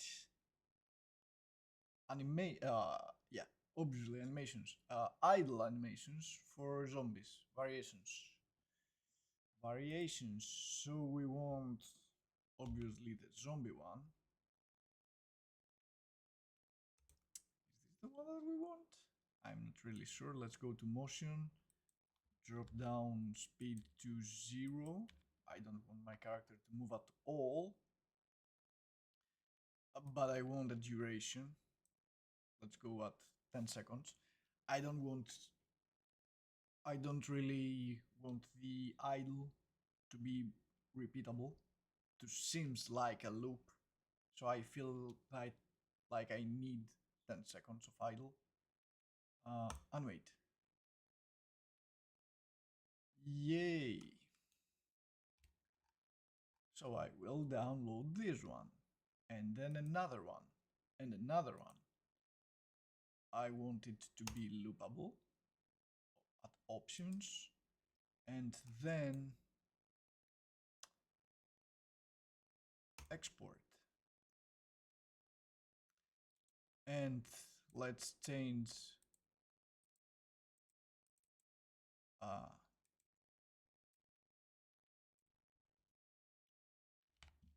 let's change the seed.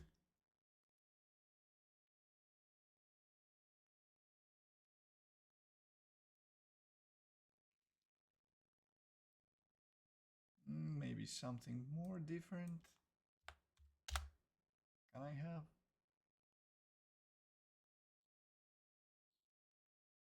Well, no, it's pretty much different, because what we want is not all the animations to be synchronized and feel the same. So let's export this one too. Now we can blend with another zombie, maybe. Zombie, runner zombie, maybe, why not? Animate.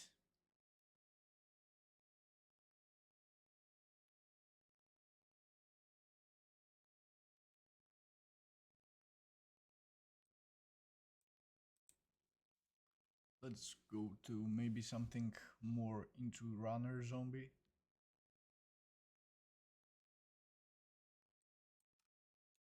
Yeah, export. Now let's combine running zombie with classic zombie, or with classic zombie 2.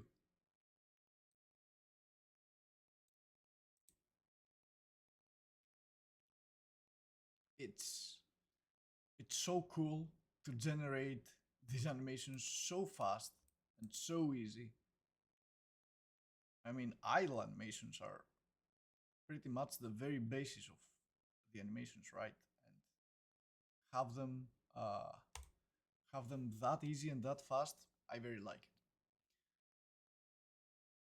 it. Okay, let's go here for another. Let's change the seed to check what it is giving us.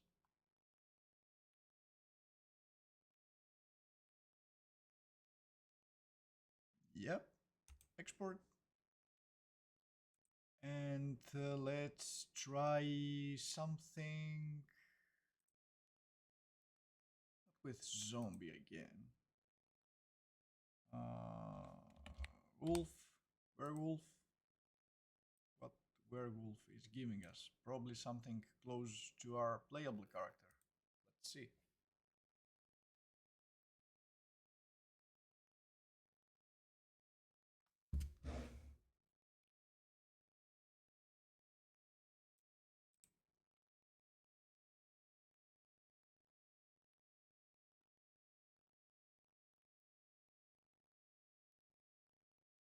Yep, I like this one. Export. And just another variation of it.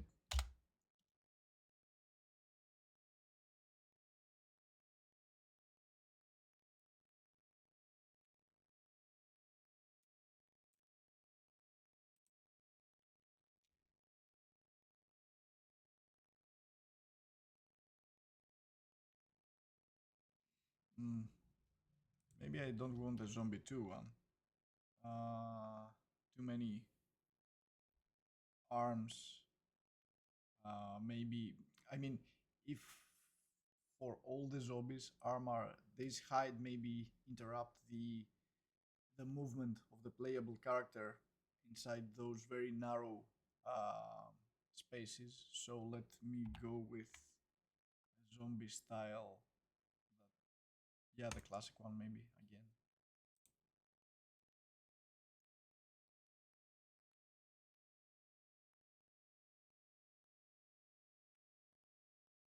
Yeah. Export. Just another one, and I believe we're gonna be pretty much fine for all the animations that I want for this project. Export, and we are good to go. Let's go back to Unreal and import all of our downloaded new animations. So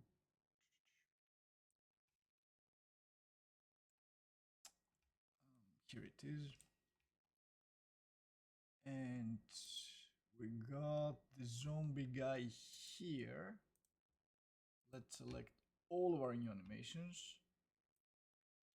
Drag and drop them. Oh, these animations, I like it. Okay, because these animations, they have the, on the name convention, the style, and I very like it.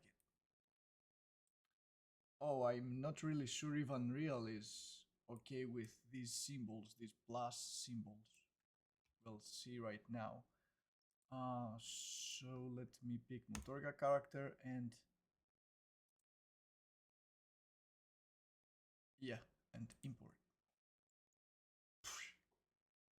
Just like that. That's so cool. Nice. Let's save our characters.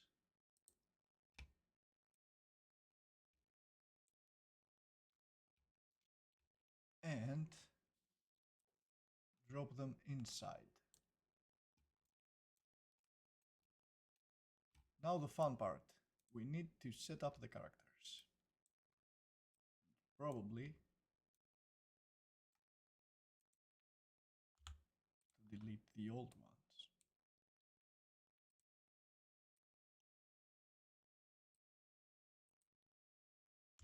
Because they were all duplicates, right?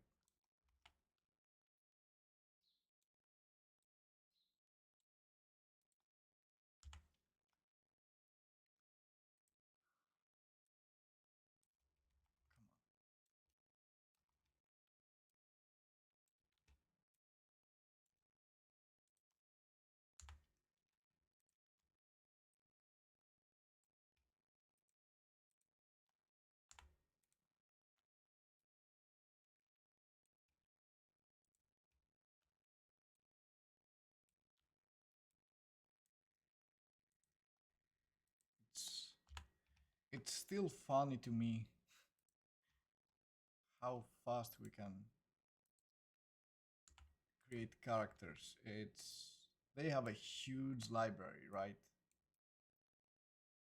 And their whole AI system that it's very helpful. I mean, the AI system is probably the one uh, that is creating the blendings in between the whole locomotion system, which is pretty useful.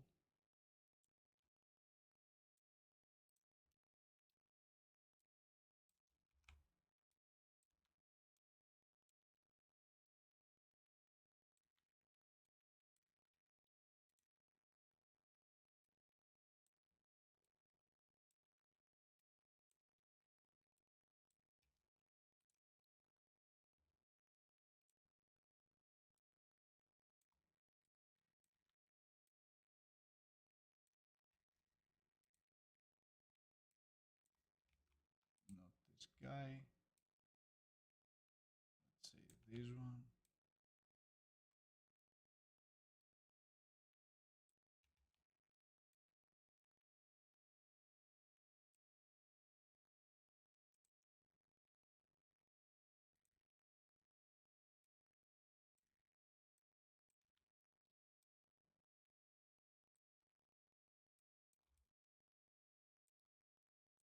I believe that this is a decent setup for now.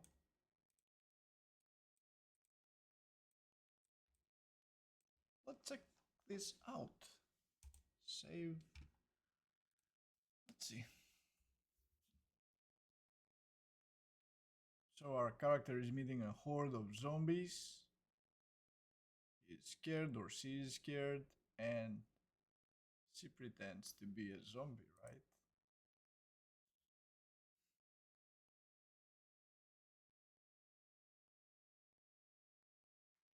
Cool. Up until we reach the we reach our destination here, which I give it a little bit more space. Still, it's short, this whole path, I believe.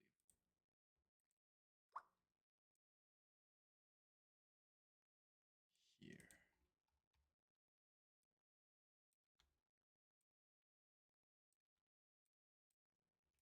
And we're fine.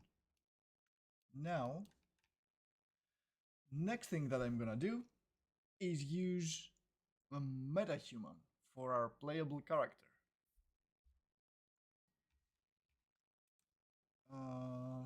So let me see the plugins if we got metahuman.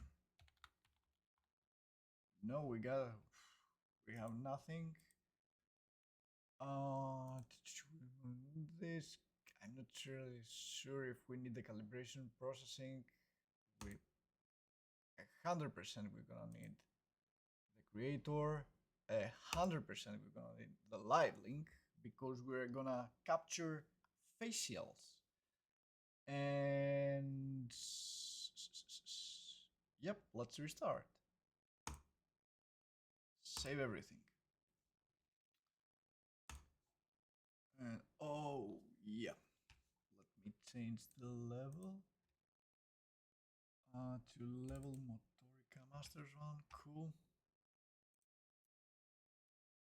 Okay, cool. And now let me open the metahuman and create, I believe, inside content. If I create a metahuman, it will create a metahuman folder for metahumans. I don't remember, we'll see. So what we need first is the metahuman character, right? Yeah. So player.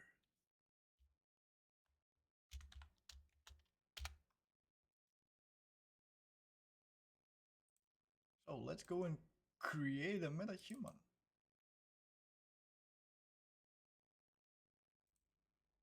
What are we missing? Enabled. All of them. Nice. So I will not go wild here. I will probably check the presets. Our movement, the animations that I have downloaded were like a little bit more male friendly. So let's pick a male. Let's restart our engine.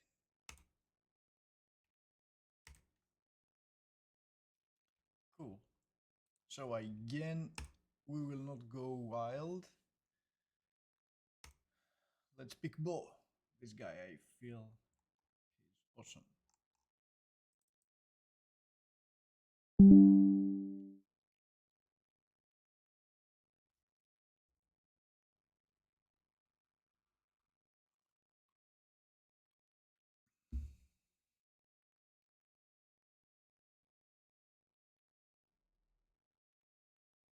Bo is the guy. Nice body. Hairstyle. Do we need a hairstyle? No, let's not waste any time here with hairstyles. So let's create our our control rig first, then download those textures and assemble our character.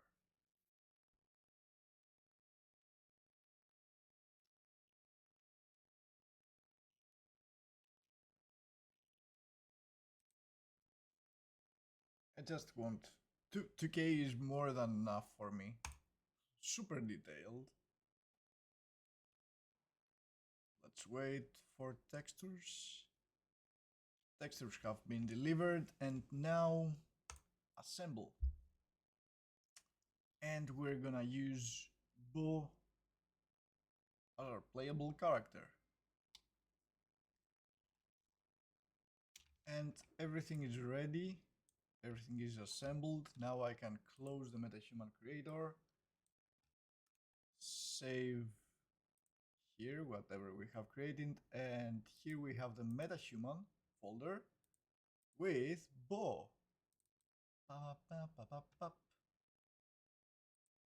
Yep. Here is our 𝗀 character. And we will use them, as I said before, as our playable character if we go to the third person character and say that, you know something, all that I need is my 𝗀. Instead of queen here,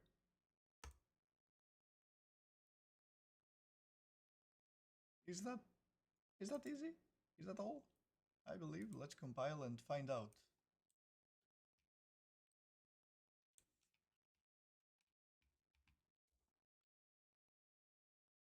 Oh, again. Let's go to our level. Save everything, go to our level, wait a little bit more.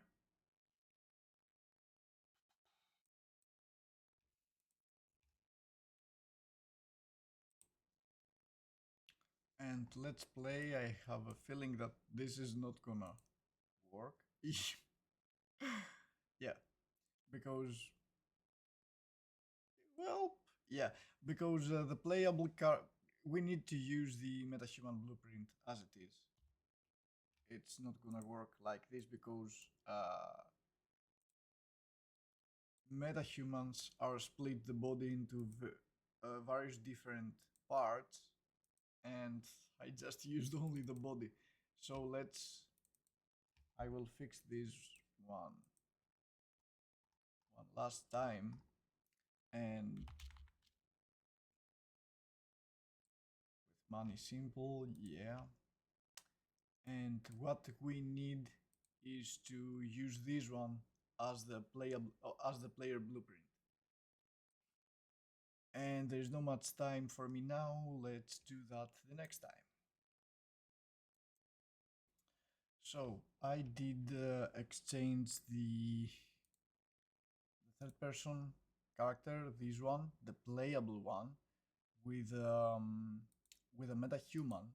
I did have created, I have checked some tutorials to transfer the metahuman body into the third person blueprint. And here we are, and we have now an animation blueprint for our metahuman. This is what we needed, which it is connected with our motion matching system. And we have our animations here that they are retargeted for the metahuman player.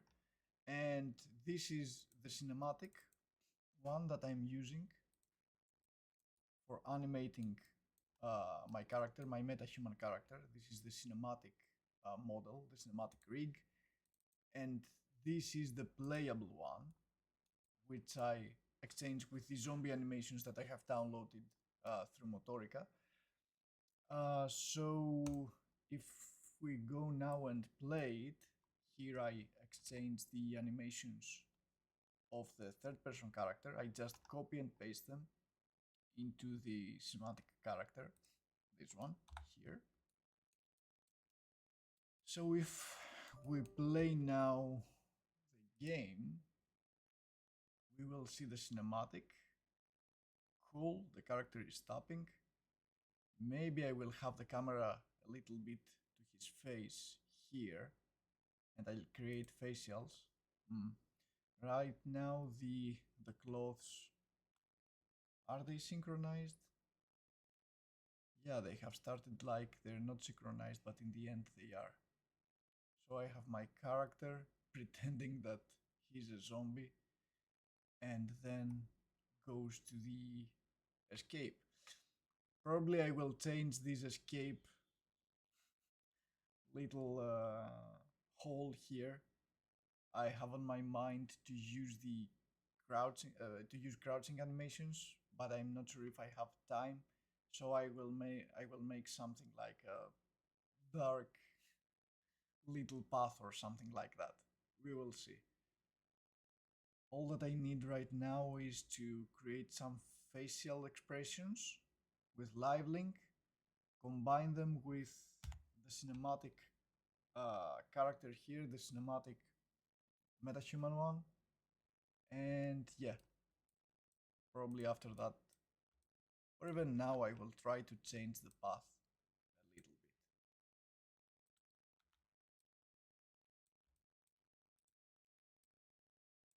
And yeah, in order to make it darker, I mean, I will not play with any kind of lighting at all. Even if I want it, I don't know. So yeah, something like that maybe. Let me close sequencer.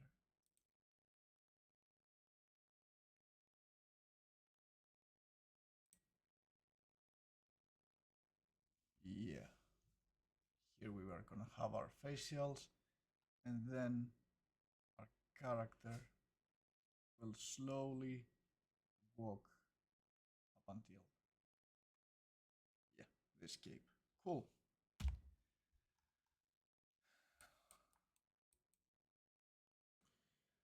Okay, what I did was a small change in the environment here. So for the player to go into a darker area after we have our gameplay. And basically, I need to find time because what I want is probably after you reach this dark point here, you have a camera go back like a cinematic camera, like zoom out. Anyway, so let's continue with the plan of uh, creating facial animations. So what do we need? Let's open the sequencer. Basically, it's not like we need the sequencer for this animation right now, but we need it for, I will just drag and drop the metahuman of this guy like a duplicate. And let me find it here. This one, right. So, and no, the previous position was better. So what I will try to do, let me bring the sequencer here on my second screen for a moment. And well, we need to enable live link to this guy and also put a name on him, like metahuman underscore, I don't know, facials, let's say. FC. It's a cool name. And now let me bring it here for me to be able to watch the character. And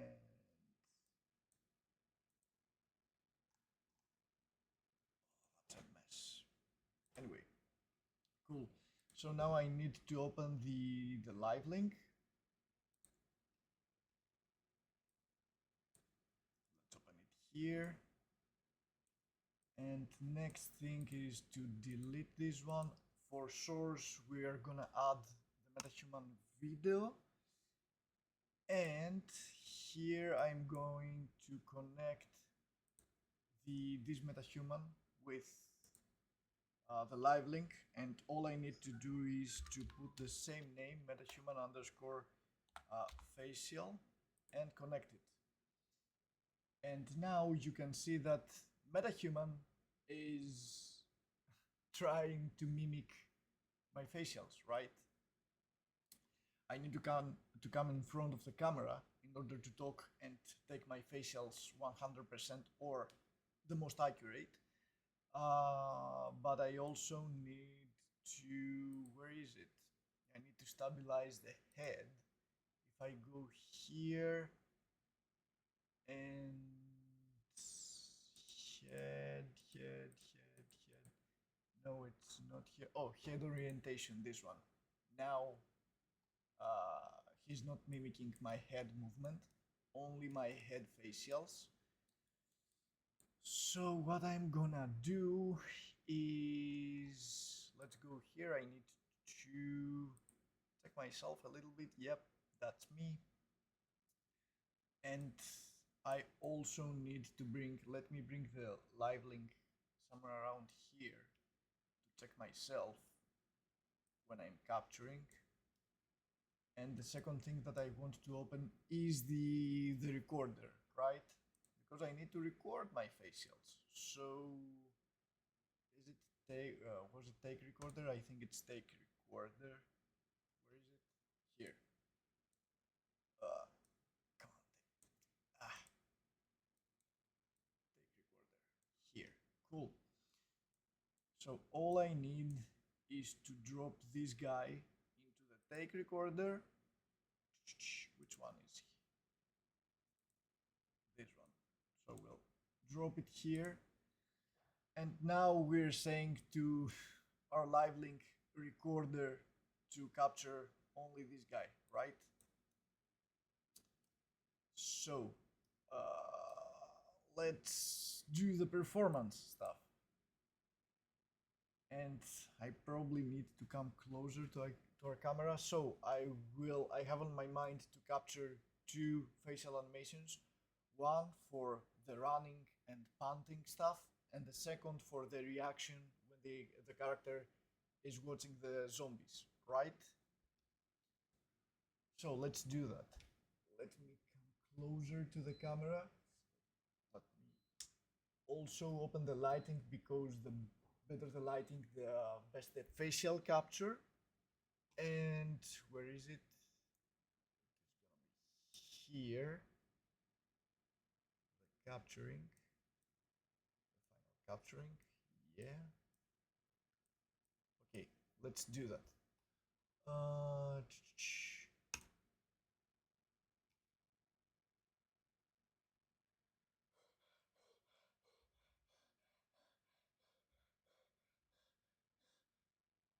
Okay, let me stop it. This one will be for the panting, and I will make it loopable. And let's make a second one. Basically, yeah, let's make a second one on the fly, and we will correct it later if we see that it's not working, right? So, is it starting? Yeah.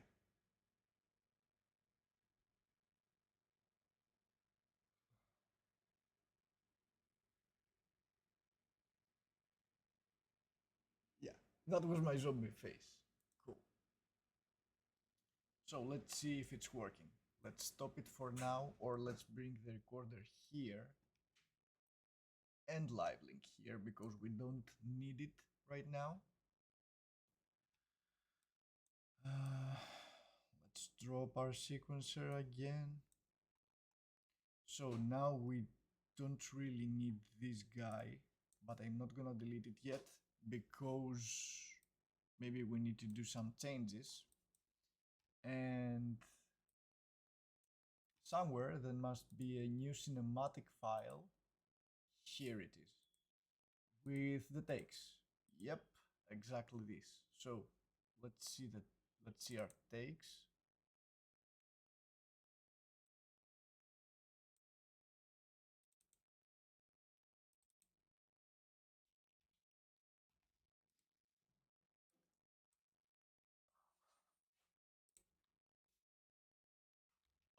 I have a, yeah, I have a duplicate here. Let me scrub this one. It's like a bug or something. Okay, now we're talking. So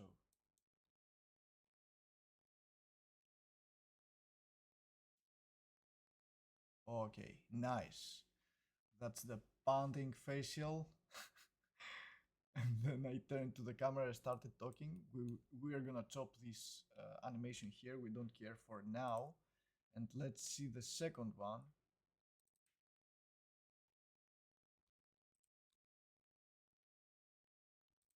Let me scrub the character a little bit to the timeline again.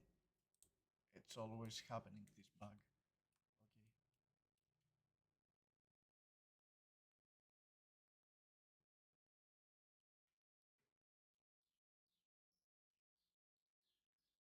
Okay, it needed a little bit more of an exaggeration for the face.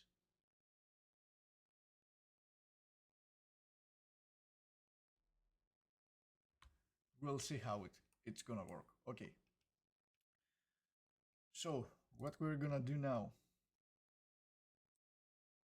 we need to, what we actually need to do is open the animations, the facial animations, and just drag and drop them inside the sequencer for our cinematic. So let me unlock this one.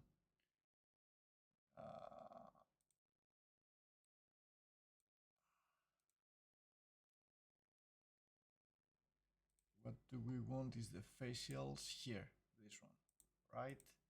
Let's convert these facials into a facial control bordering. This one. Yep.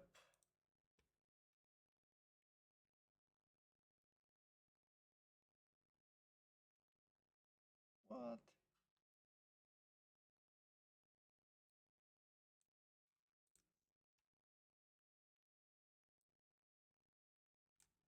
No, you guys come over here.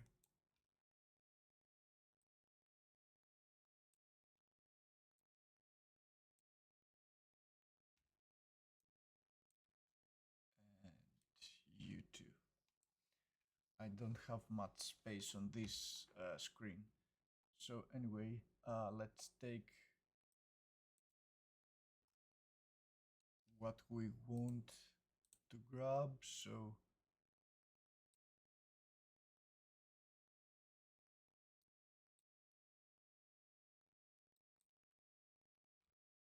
here I'm stop talking. So I'll grab these keys up until here.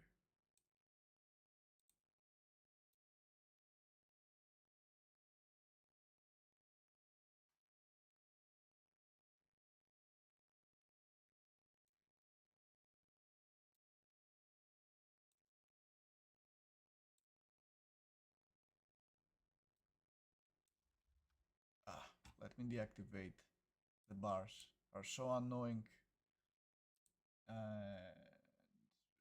Sorry, not here. Not here. Visibility, I guess. Layer bars. Yeah, I don't want layer bars. Neither. Oh, I had them deactivated.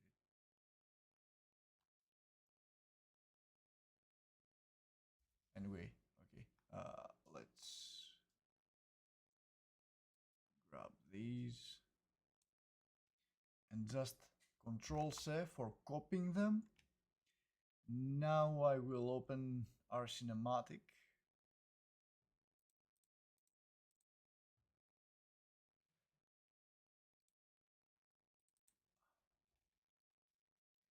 This guy. And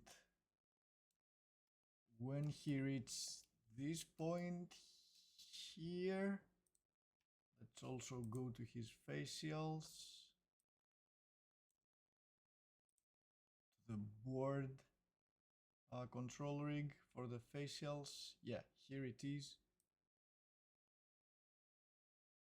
And copy and paste it. Right. Okay, yeah. What's the issue here? We need to copy only the facials because right now, let me undo the whole stuff. Because right now we have also copied the neck and head movement, even if I deactivate it through through live link. So let's go back once again here and okay. So let's open the control rig, go down, down, down, down, down, delete all of these keys because these are the head keys. We don't want them. We only want to copy the facials, right? So let me grab them again. Control-C. Let's open again our sequencer. So when our guy is coming here, when Bo is coming here, nice. Let's paste our facials, and now we have only the facials. You see? Ah, come on.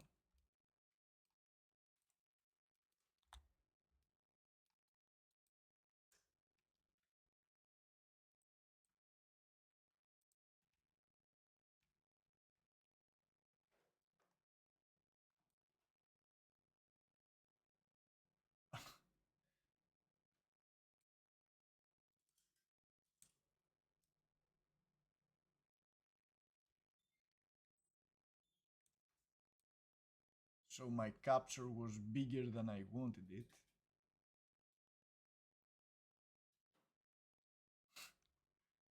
Oops.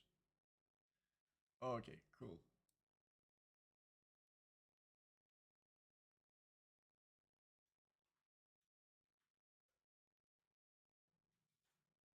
I don't want this part, probably. Let's delete it. Drag and drag them to the point that we are gonna... Well, I may extend the clip duration. So let's start it from here.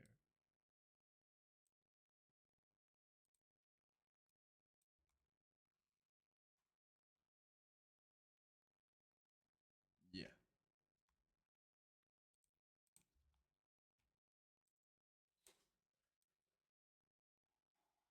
Here is gonna be nice.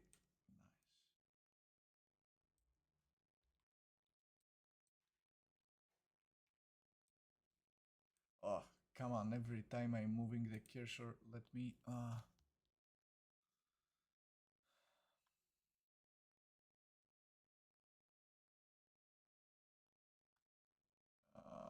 we're searching for the snap here.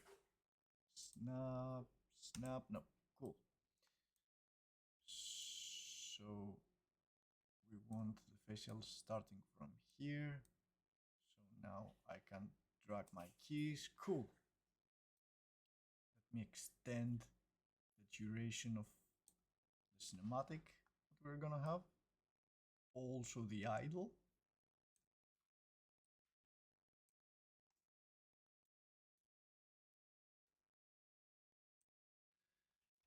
And here we're gonna have a camera cut, which is gonna be closer to the face. We don't need all this zoom in anyway. So let's go to back to our camera, and here set a key, and then let's delete all these keys. We don't need them anymore.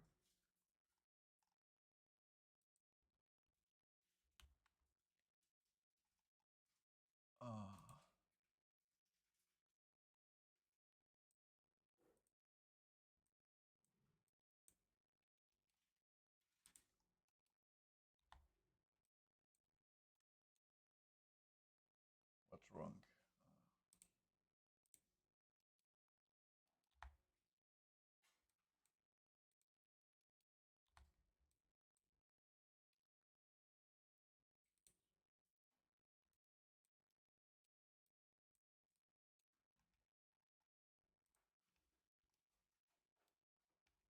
Okay, so from here, the camera will travel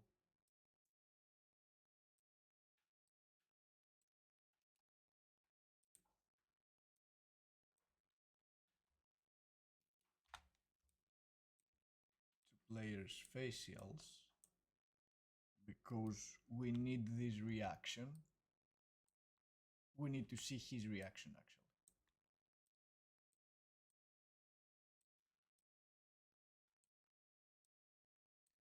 I also need to change the field of, no, the field of view, the focus of the camera. So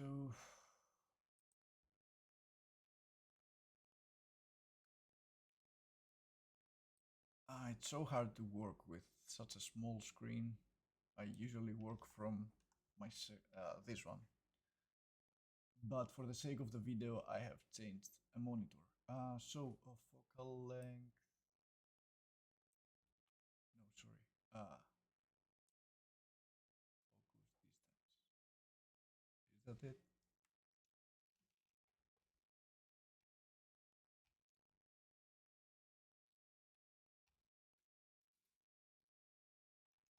Come on.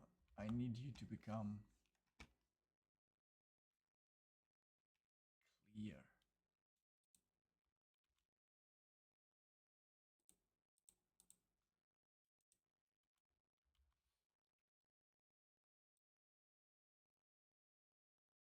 Here we are. Nice. Cool. So we go here and we look at his facials.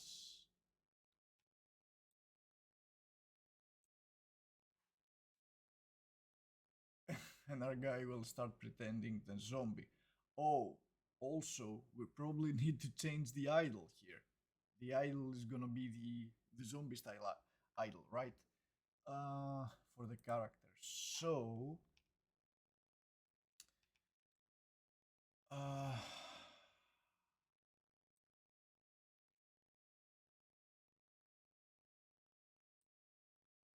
let's cut this. Let's trim it here. Yeah. And bring the zombie style animation.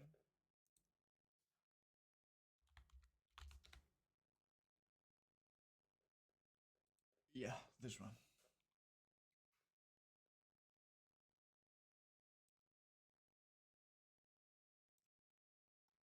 Oh, it has his head downwards, but we will fix the whole thing.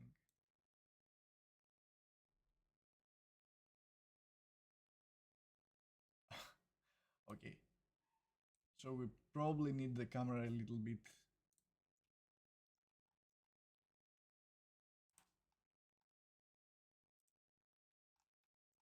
further from the player to also see the body animation, the changes that we have there.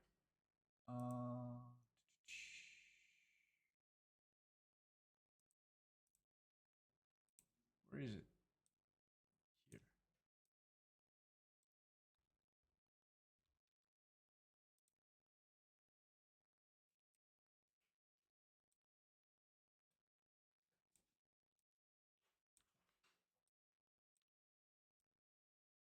So maybe something like that.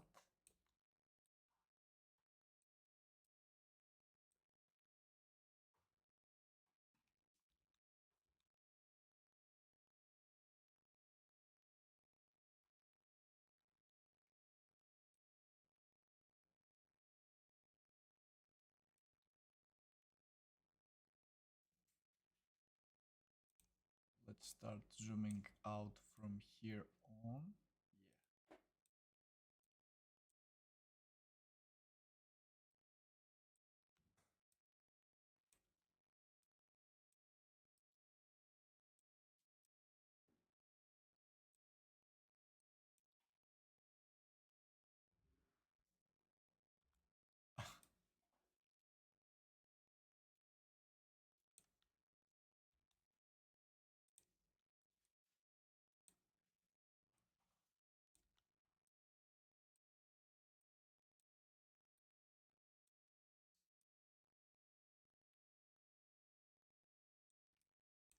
Come on.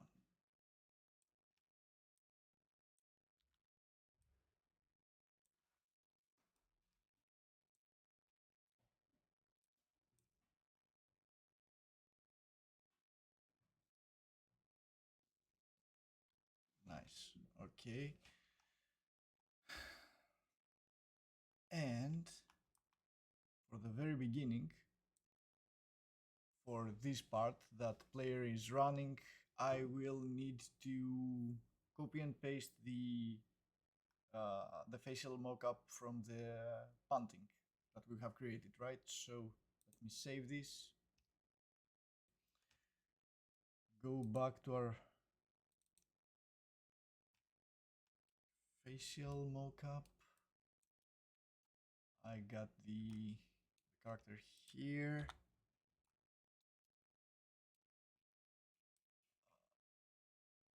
So this is the one. I feel that it's okay. I don't need this one anymore that I have connected with LiveLink. Let's delete him.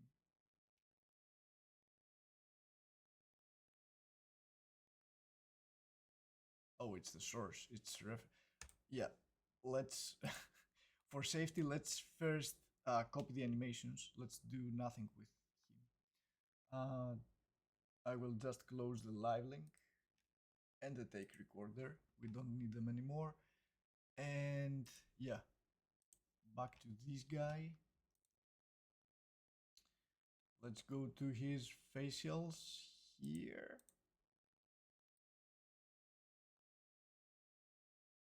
Nice. Convert them, bake them into control rig, control board rig. Yeah. Let's pick now. What?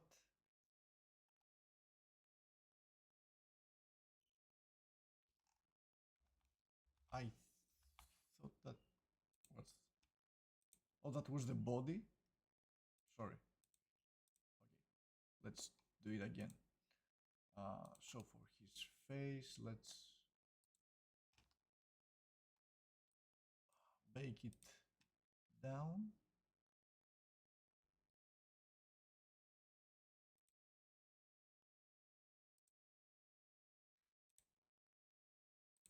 Is there some kind of issue? Or something that I'm doing wrong? I'm not sure. Yeah, that's his face.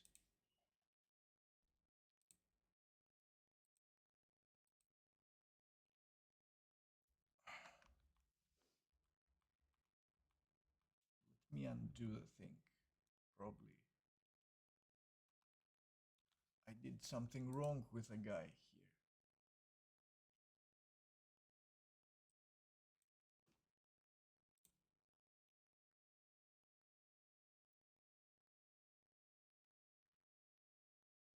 Oh, it has the live link.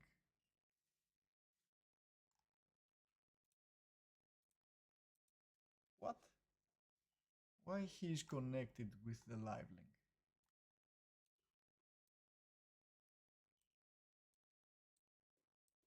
I believe there is a bug. right now. Let's open again let's close the sequencer and bring it back again.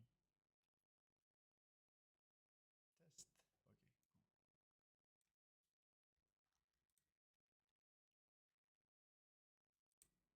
So let's go back to his face. Take it into a control board rig.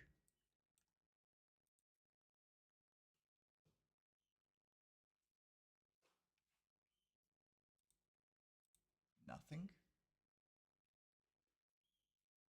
Why though?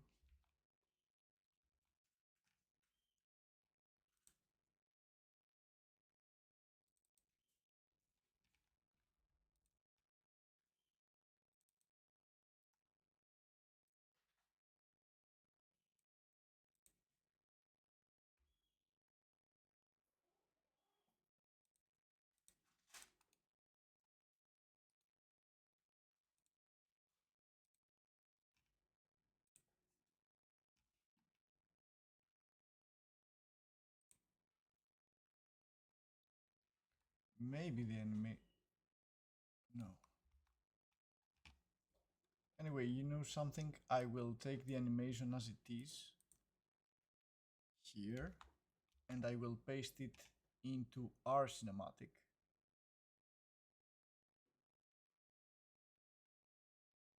Or I can't. I can't because I already have baked keys, right? So I need to bake it here. Some reason it doesn't want to bake it down.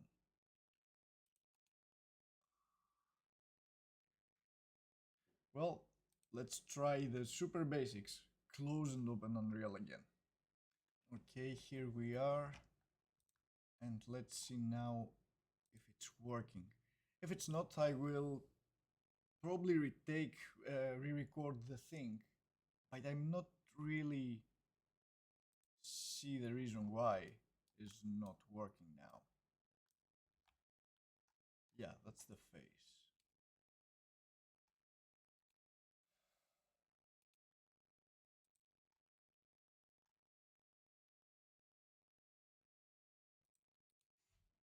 That's the body we got here.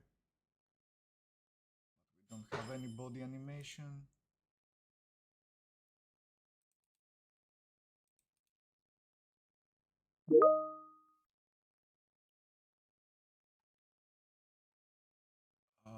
It's probably time for me to leave.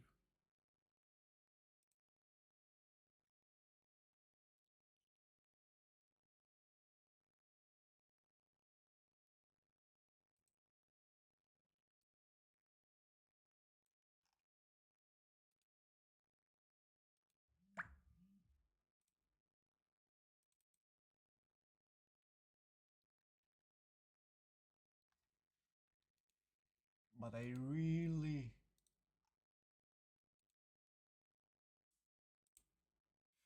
feel like that I need to solve this thing.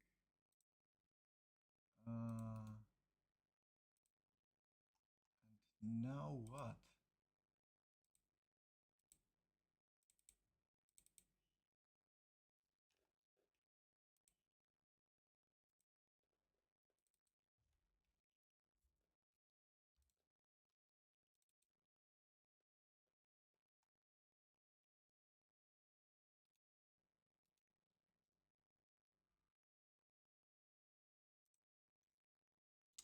Come on.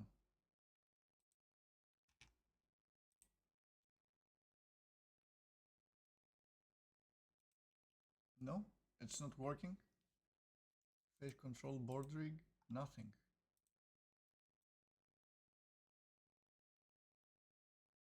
Weird. Okay, so yeah. I'll try again tomorrow or another time in the day to recapture maybe the data and problem solve and find what's wrong with that. Okay, let's take a look with a fresh eye our guy here, what's wrong with his facials and I couldn't copy and paste yesterday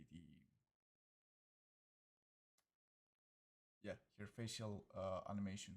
So if we go here and we bake it into, let's unlock it first. So let's go to facial control rig and bake it into a control rig, facial control rig.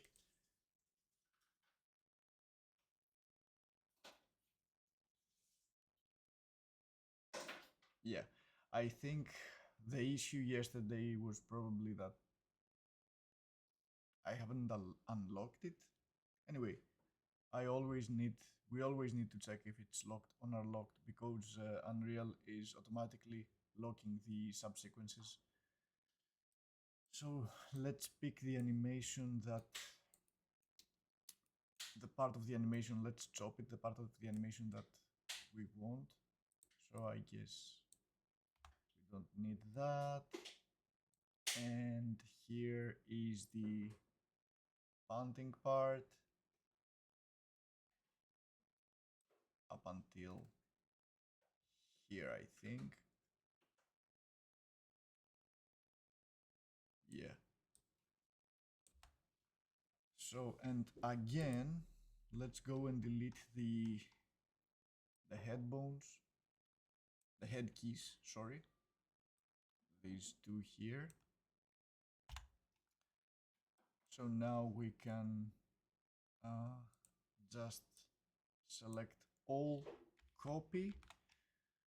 Let me open the level we are using, the MotoricaMasters level. Open our cinematic sequence, which is here. Nice. Now let's go to the guy that we're using, the metahuman that we're actually pasting and using here. Our facials.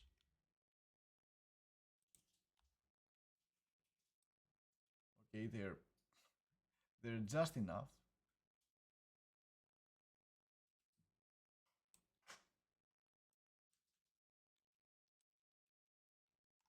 So let's take a look now from our camera. Yeah, they're not that, they couldn't be that visible because that's an action movement, the character is running.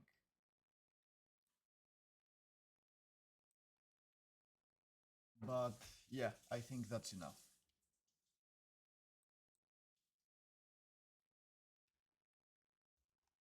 And also let's take a look at his body animation, because something is happening and he's not starting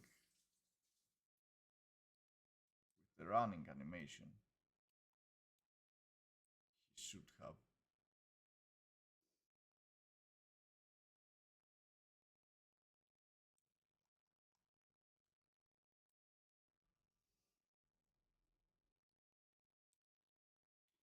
We can always try. Oh, before anything, since we've got our facials now and we're pretty happy with it, I will bake them into a whole animation sequence. So for our, let's create here a folder, facial, no, FC animations, and inside here I will say that this is animation FC cinematic.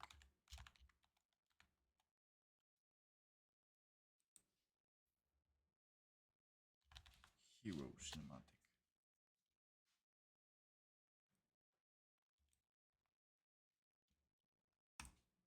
Okay. Export them, and now I believe we can delete the facial control board rig here and just load the facials.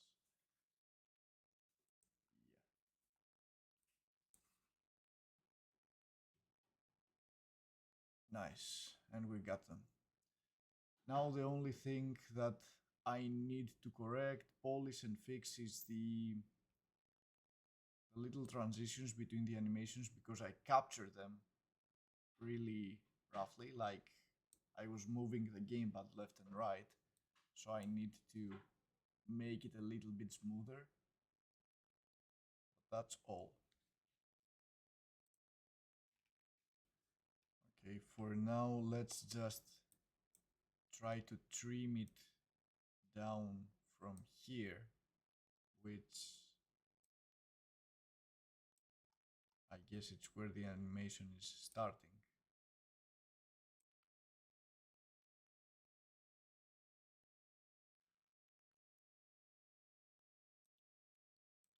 And bring it back to 0. Let's just extend the end and check how it is working, because right now the movement is not really right. The transfer movement, it's not really in sync with the whole animation, but we can even trim it here and make our cinematic a little bit shorter. Would be helpful even for the whole presentation, since we need it about 30 seconds or so.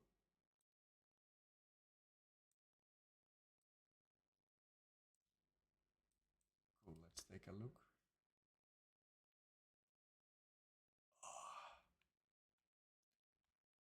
I should also grab the camera.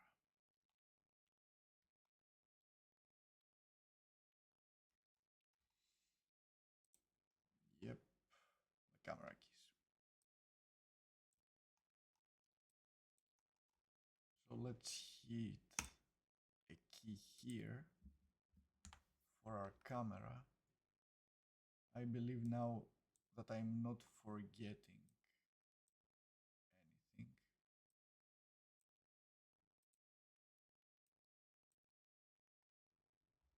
And drag everything into 0. Let's take a look again. Perfect. Almost perfect. Let's have a better look.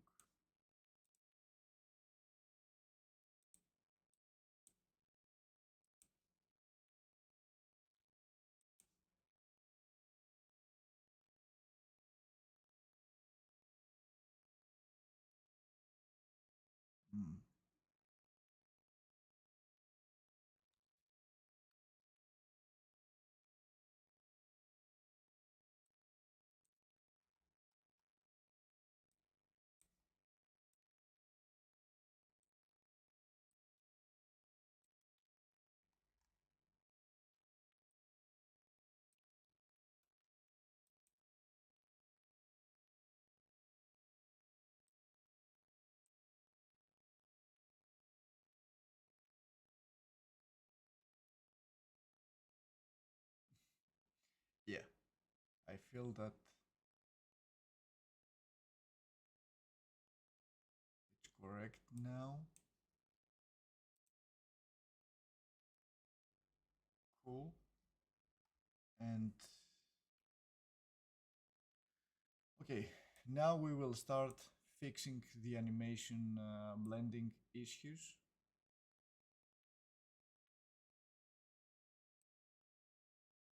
So here, for example, the small rotations, etc. So I will bake down the whole thing into my sequencer, into a control control rig again, using the MetaHuman control rig. Yep.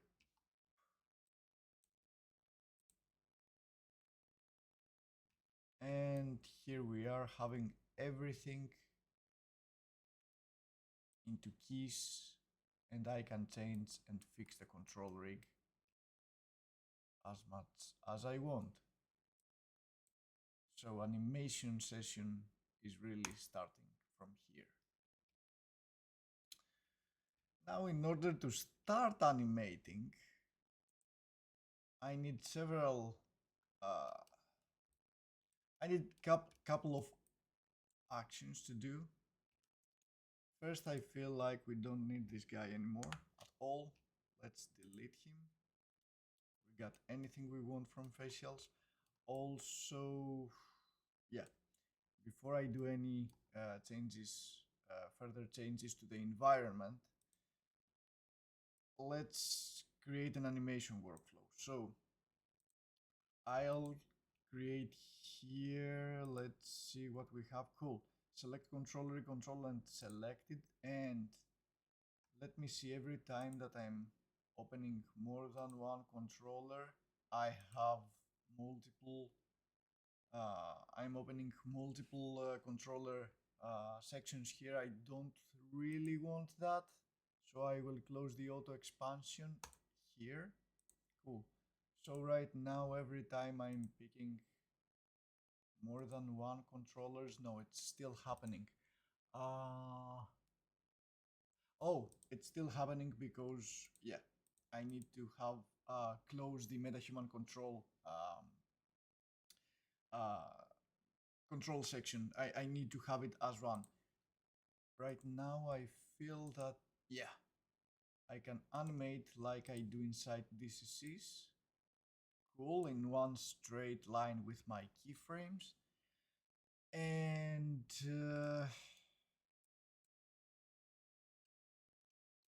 let me also create,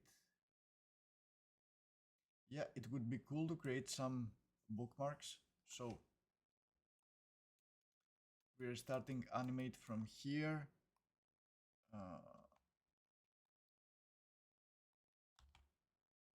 So here is gonna be my first bookmark. Here in the corner, I'm gonna have my second one. Now I believe that here I need a third one, because we have the camera cut here.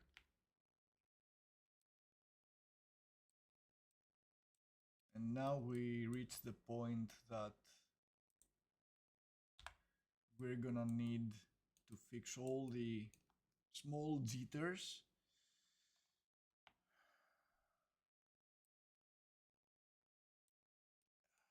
Here, number 5. And I feel I'm good. So every time I'm changing my character, so now if I hit key 3, yeah, I'm going into that section. Key 2 is here, and key 1, I go here. That's a very nice animation workflow for me, especially when characters changing space all time, move inside our level or on the cinematic. And yeah, one solution is to have your character from a camera viewport like this one, but it's always nice to go close to your character and start animating. Anyway, enough of these animation teaching lessons. Let me also bring my animation here, my animation layers, if I'm gonna use any. And yeah, my animation details. Nice, and I am good to start animate. So first thing we need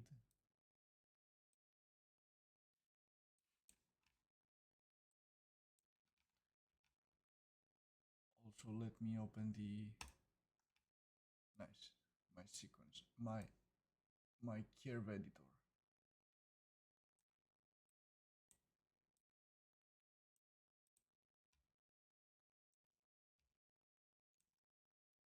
Nice, nice, nice. So let's see, what do we need? It is over to 30. Okay. 0, 3, 5, 8. Let's give a small breathing room here. Cool. So our first issue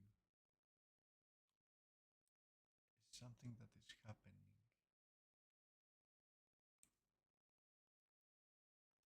No, it's, or is it totally fine?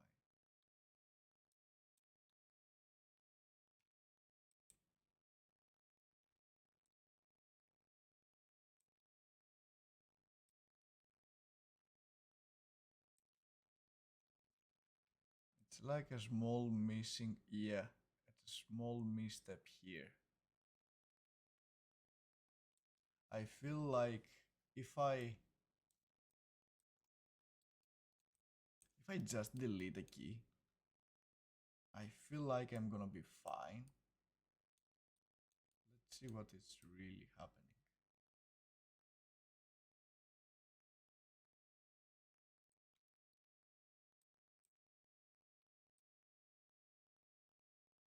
Yeah, this one.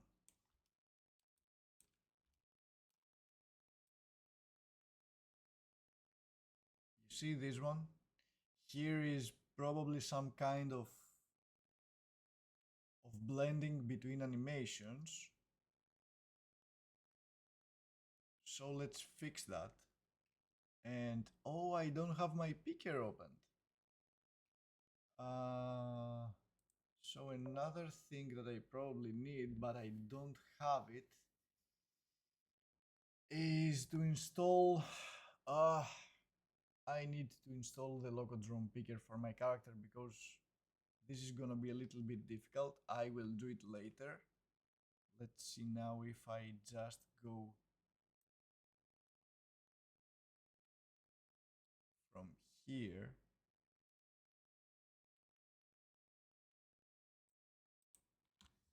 If I delete this one, am I gonna be fine?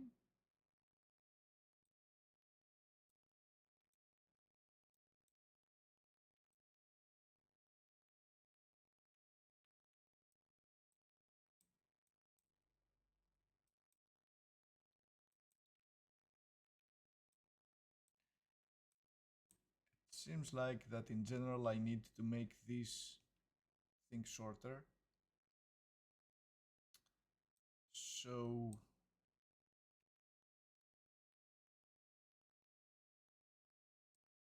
don't need this keyframe at all. Let's grab the whole thing up until here. Yeah.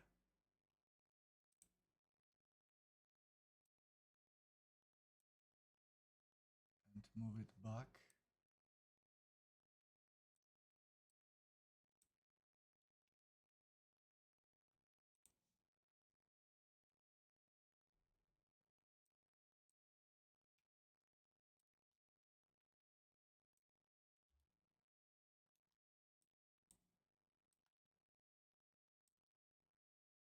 No. Something went wrong. And it's probably that transform key. I need to delete it. Oh, no, sorry, the previous one, right? Yeah, this one. So let's try again.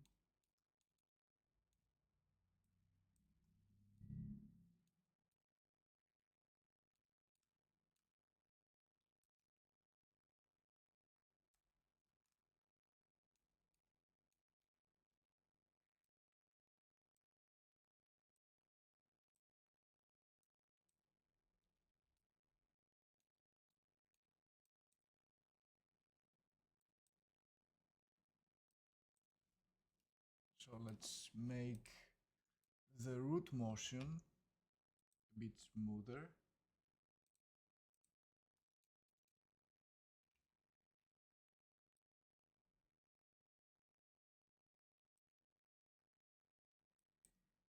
Is it the root motion or the transform? I feel like it's the transform. Yeah. Here is our little issue now. So you see, but if I grab them all and smooth them, ease them a little bit,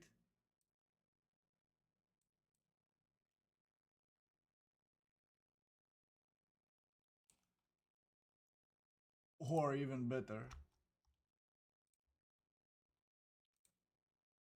delete them. Yep.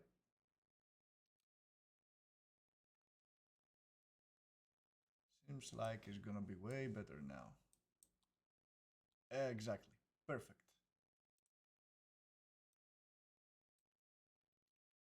So we have fixed that. Let's go back to our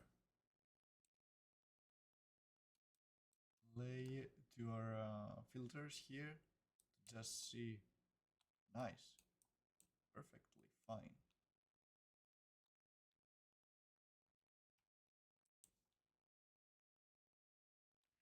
Why I do have that camera glitch? Have I changed FPS mid? Oh,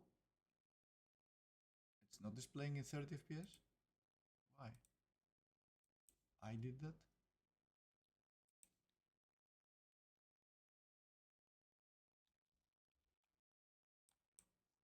Let's see the camera.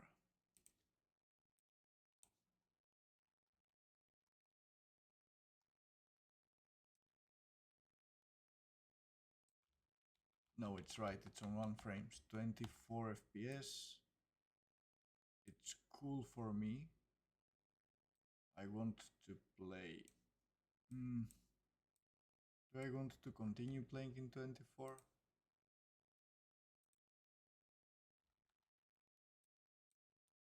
Let's see on 30. That's the cool thing with Unreal. You can change FPS on the fly because it's working with ticks. Anyway, for DCC users is a little bit trickier. No, something went wrong. What?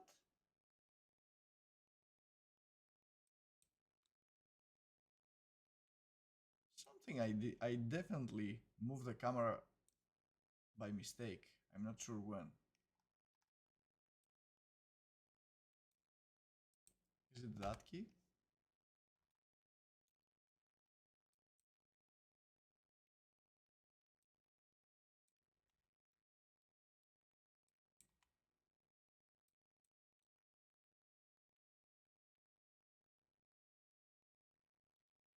Nice. Okay, fixed it.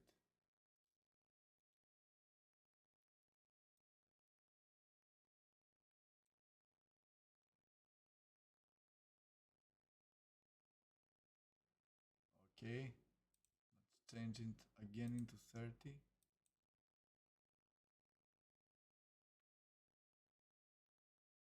Nice.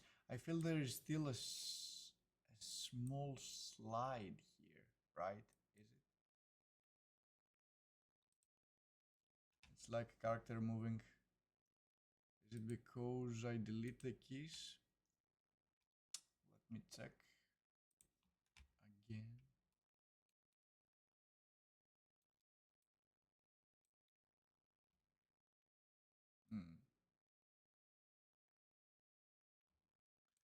So it's an easy fix.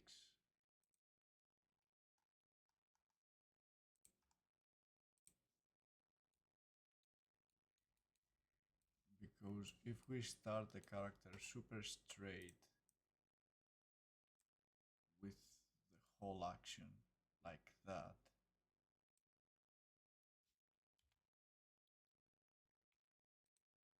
what?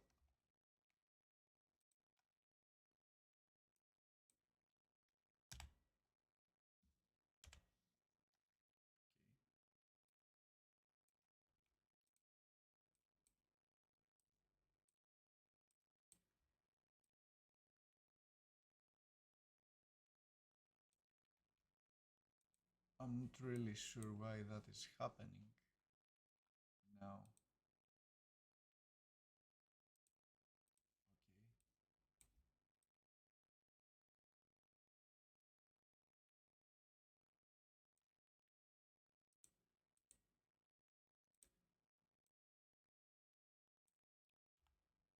Why it's like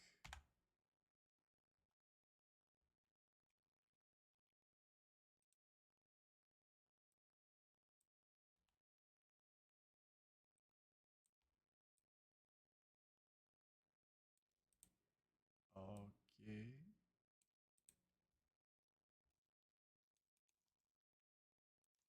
Let's see now.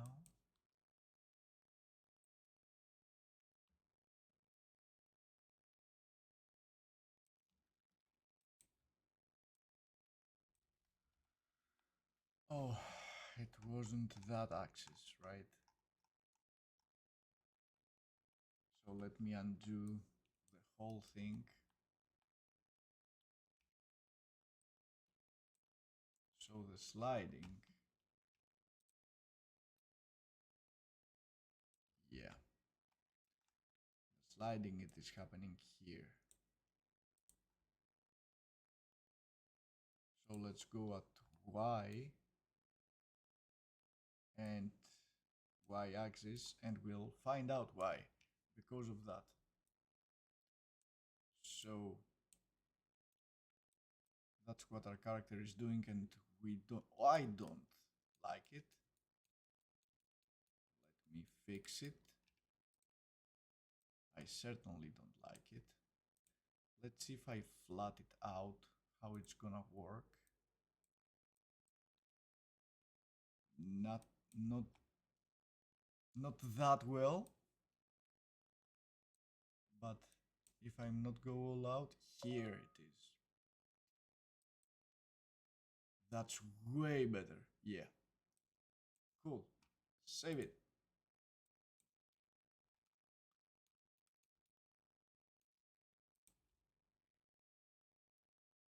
And now let's go to the part that I really need to fix, the final part of the cinematic. Here.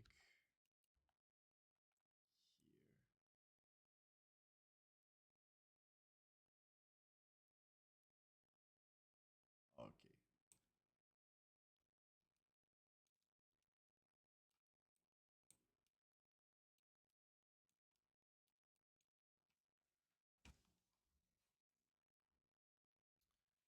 So I believe that for this part,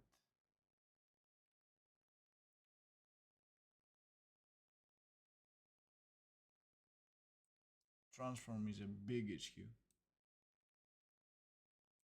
And transforming the character's route a lot. And all I want is to fix it. So I'll hit a key here. Let me delete everything to see how it is behaving.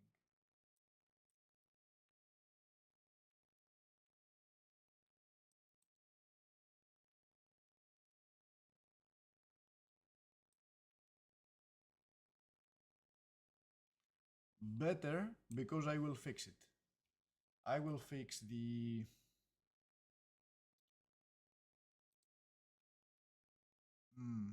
yeah, I will fix the global controller and the where the character is looking at, but I will not have at the same time transforming, overlapping with my animation.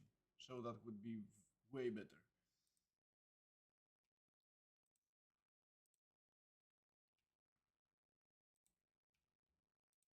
So I only want my control rig right now in order to work.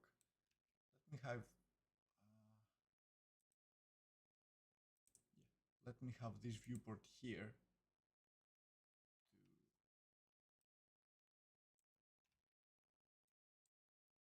to check my camera.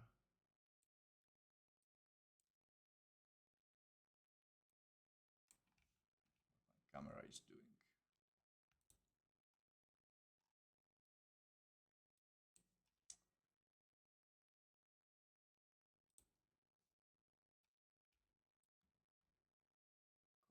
And I'm gonna animate from this point. Pretty convenient for me.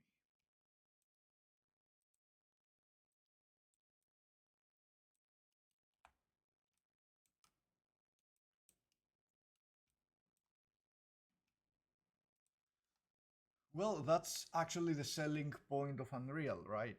That if I'm working on a cinematic team, VFX, whatever, and this whole environment was with lighting, with props, with characters the characters like I have them right now, the camera fixed to the position that I really want. You are working live with other departments, and that's the best thing, even for cinematics. Cool. So I'll stop here.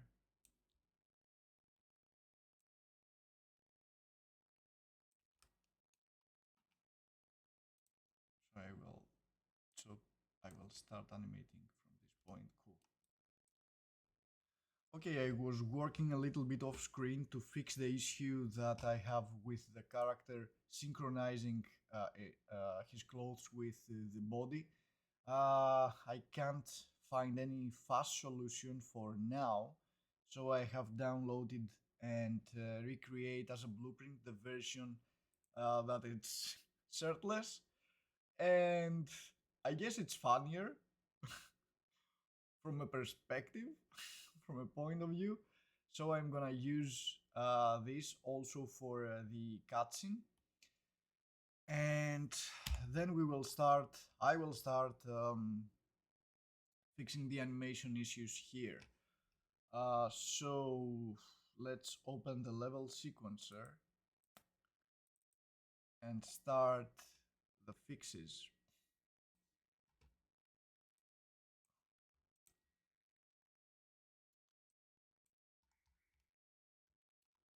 So first let me check here if I have saved the version that I have deleted the transform keys. Yeah, these are cool. Yeah, this is what we are about to fix. I will fix it with the idle, and I will just move left and right the animation, his point of view. But again, let's start with the new blueprint that I have created, and it is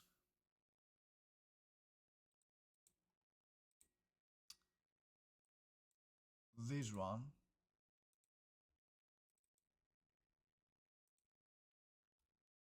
So I guess I will recreate this. I will duplicate again this as uh,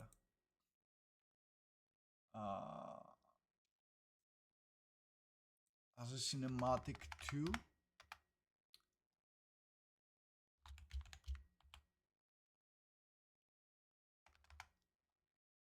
Cine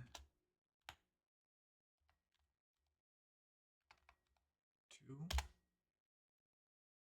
And the only thing that I will do to this one is to delete the camera.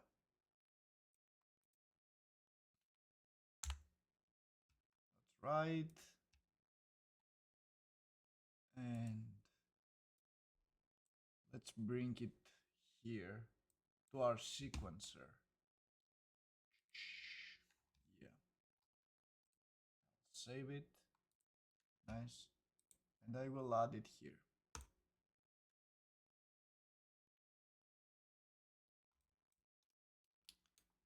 Cool.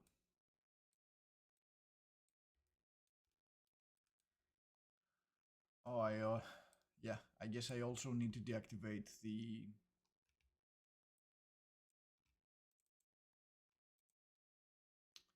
animation class, right? I don't want to have any. Let me check if my settings from this one. Yeah, I didn't had any. Cool. So I will compile and save. Okay, and now it is ready. So for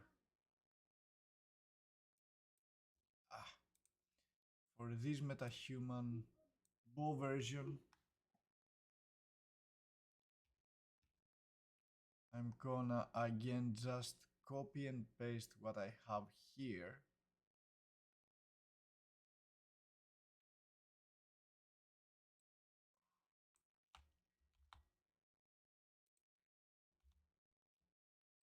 Oh, that's not the one.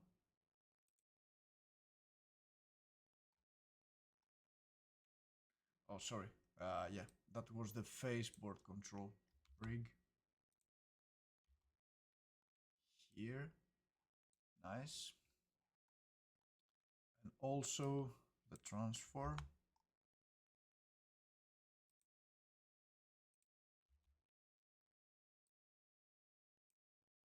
We are good to go.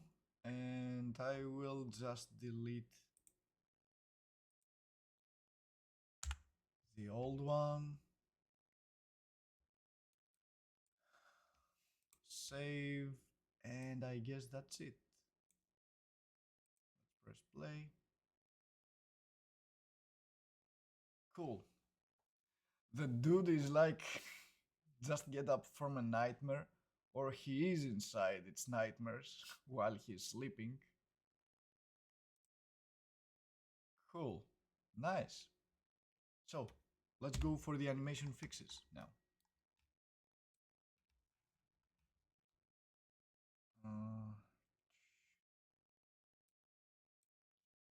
Here.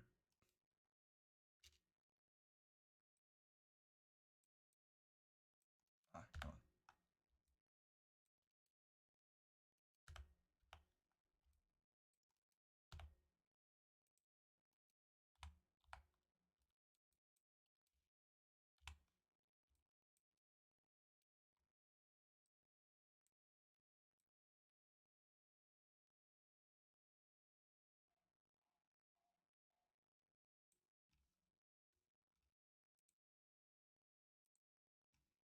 Yeah, I will make this viewport again as the one that I will watch from my camera.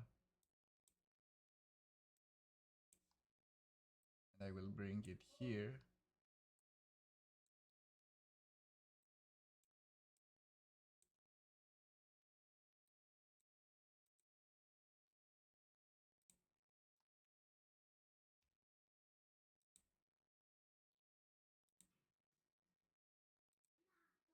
Why the cinematic viewport is doing some glitches I don't understand.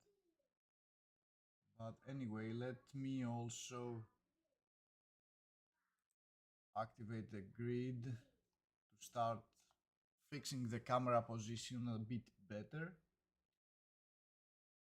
And yeah.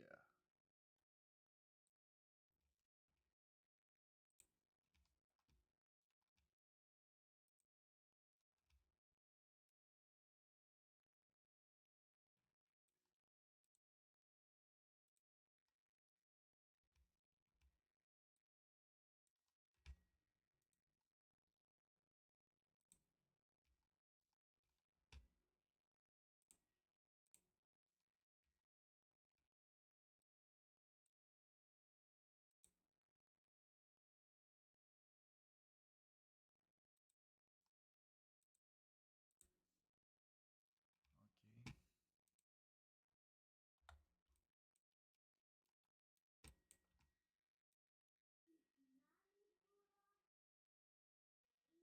So what I want here is for my character to just,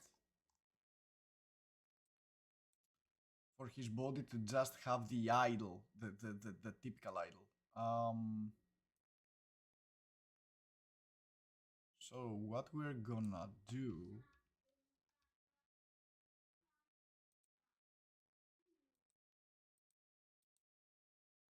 here.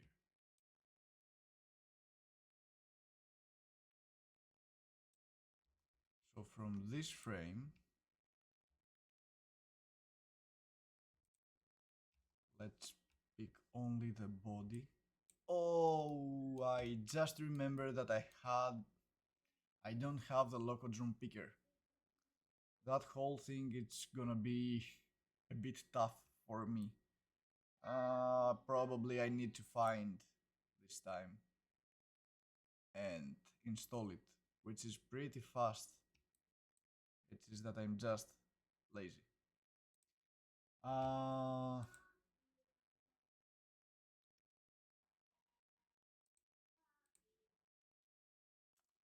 Yeah.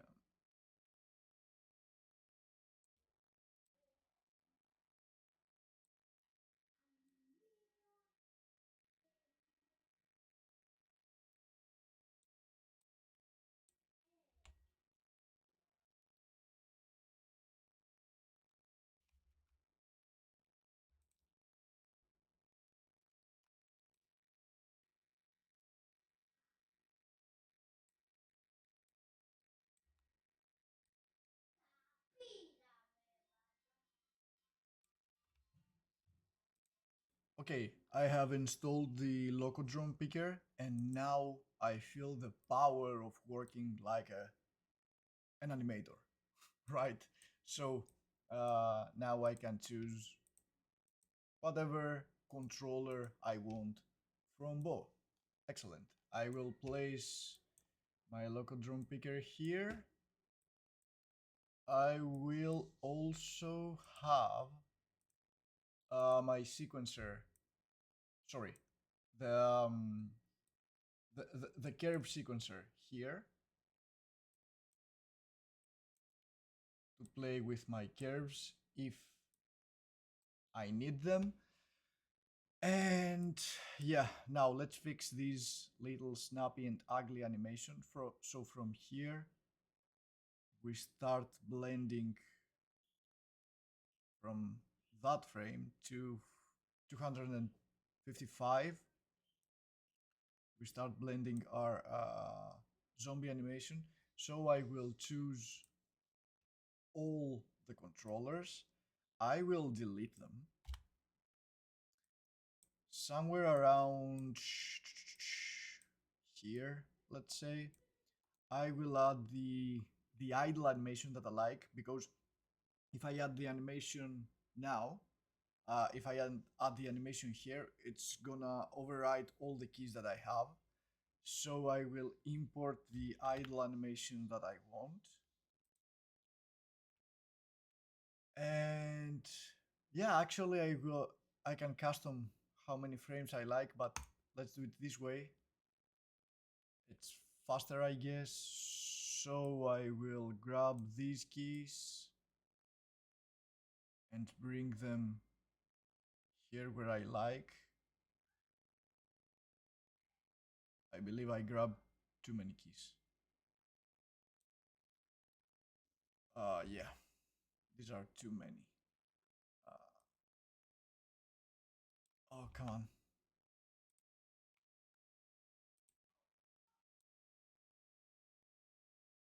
So let's grab these little bodies, drag them here where I want to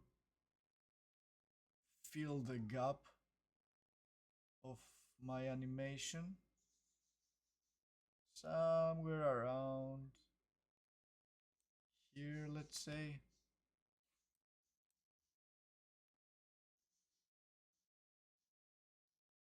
Yeah, that's exactly what I want, but with even less frames.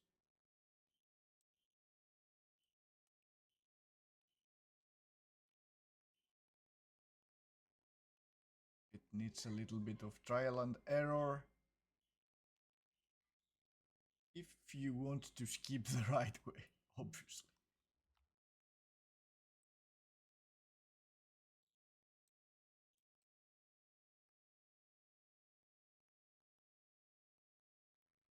Come on.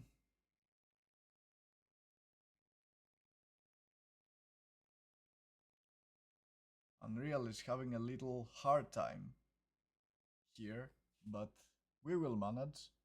I have a strong PC.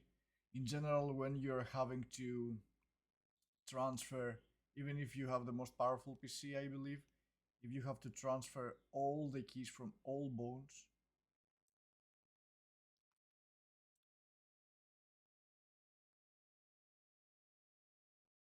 Okay, exactly. I will blend a bit more nicely the frames here, but we're gonna be super fine. Let me delete these keys, go back to our ending frame. Here, nice. And let's blend nicely the animation now. And all we need to do this, to create this smooth blend here, is our graph curve editor. Sorry, there's a, a small difference to the name when it comes to Maya and Unreal between their graph editors. Graph editor in Unreal is something totally different, but for Maya is the curve editor. Anyway, so I will, yeah, I'm gonna do that. I'm gonna grab these two different animations here that we have, and I'm gonna massage the whole thing here to become smooth. Let's see how it works.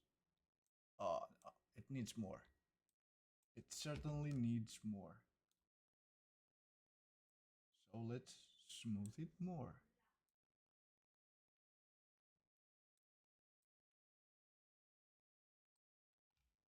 Let's see now. Nice. Great.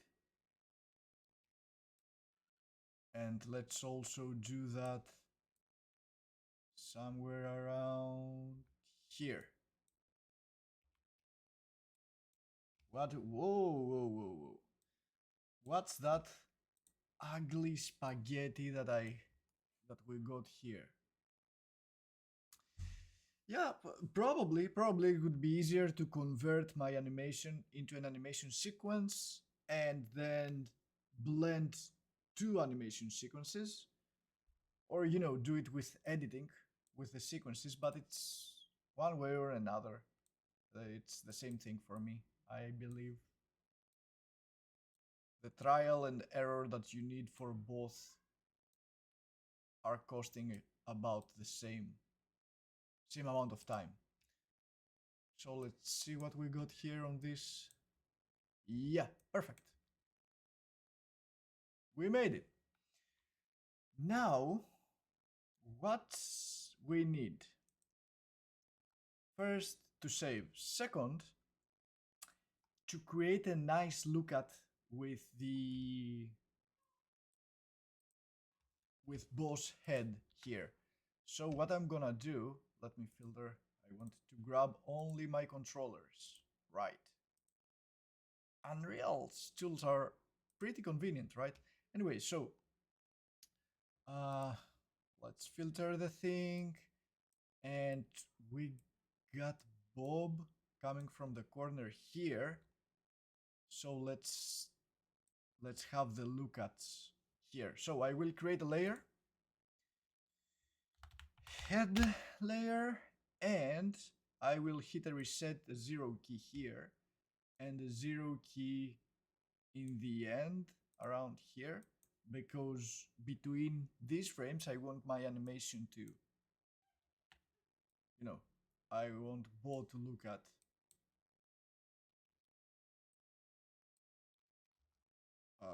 Sorry, Bo, what's happened? Sorry. What? Oh my god. Yeah, I can't animate with these settings.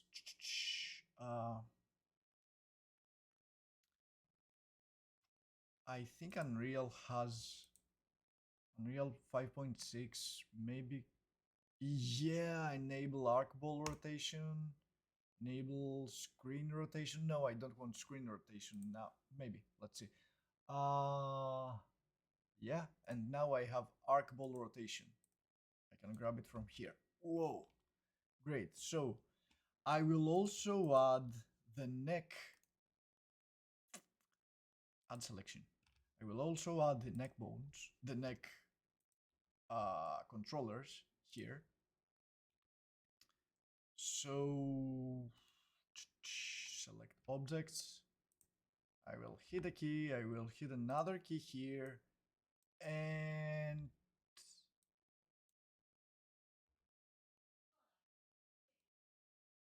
I'm gonna turn heads point of interest to the zombies. I want it faster.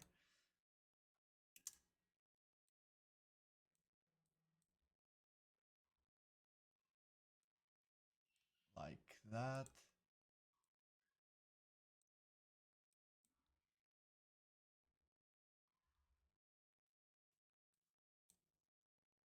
Yeah. And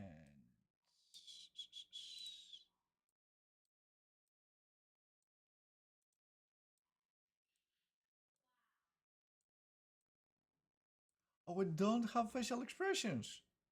Yeah, I forgot to transfer the. Oh, don't tell me.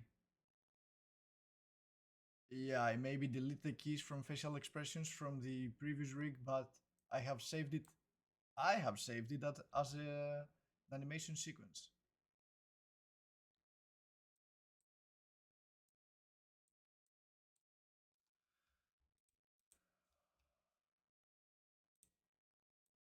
And now let's reset the head.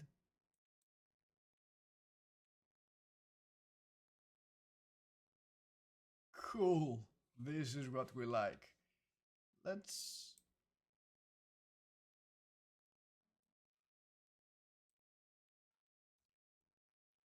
make the facials a bit more visible to the camera. Yeah.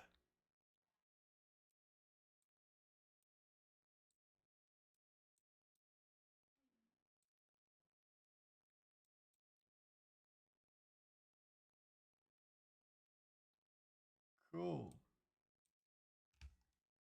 I will make that turn a bit faster.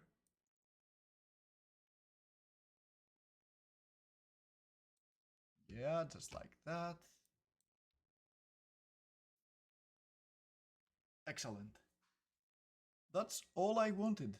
I will maybe fix the fingers here a little bit too. But before that, let's add our facials to our guy. Because we forgot to add the facials. So we don't want the control board rig for now. All we want is the animation, and that's the animation here for his facials. Oh no, it's from, let's start it from 0. 0, right. So, holy shit, Bob, no. You need to pretend that you're a zombie. Okay, that's cool. But I would like to be a little, to make it a little bit more funny, let's say. So I will have the head be something like something like that to break a little bit the neck.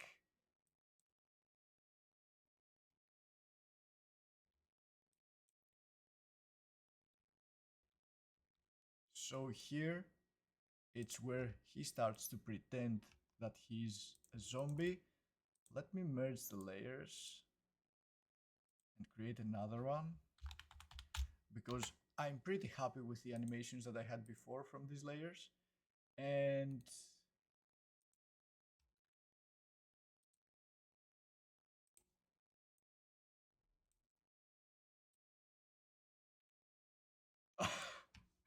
yeah, that's right.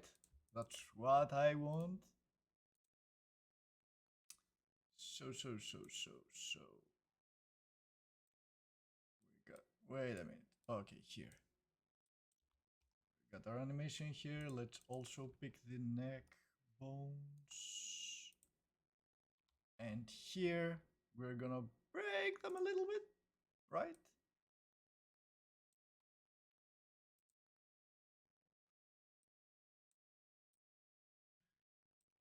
Right, that's exactly what I want. So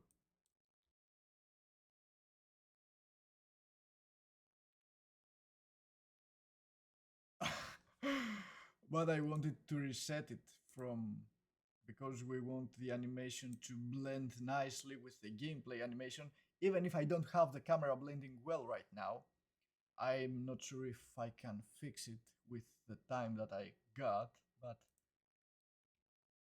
so from here, let's say, yeah, we can create a super nice blend up until the very end. You see that little button here, the 0 keys? That's excellent. I've never seen it on a DCC, I think. It resets the value of the master layer, right? So let's see. Yeah, excellent. I believe we are golden. So, yeah. Let's see what we have.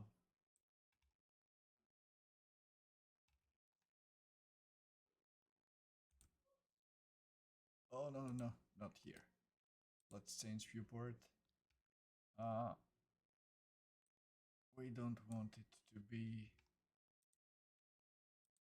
No. Basically, let me take out sequencer to play the... Whoa, no! I did something wrong. Oh, no, okay. Let's hit play. Ah, sorry.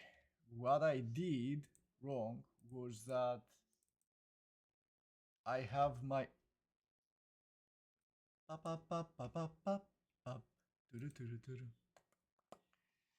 Yeah. If we set our sequencer starting from midway, I forgot to start from 0. So this is why I was watching the character from the point that we were animating. I will fix that super duper fast. Yes, reopen my windows, please. And so let's go to frame 0 and bring our playhead, our playback there, start from there. Excellent. Save again. Save everything. I'm too excited. And let's see.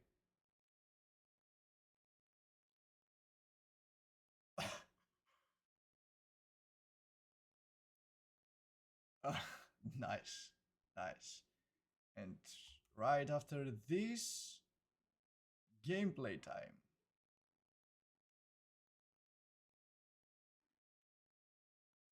Nice. So, this is all I wanted for now, because I need to fix two things. I want to fix the camera collision here that is happening. I don't like this. I will fix it. And let's hope that I have time when the character reaches this point to have another small cutscene and take my camera away to just close the whole project thing. Okay? Cool.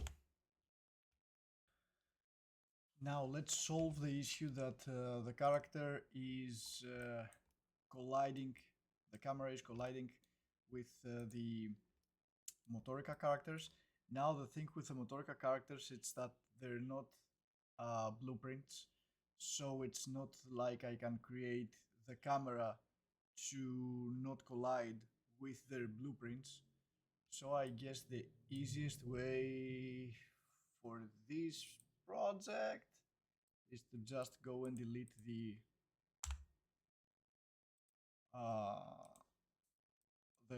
character collisions.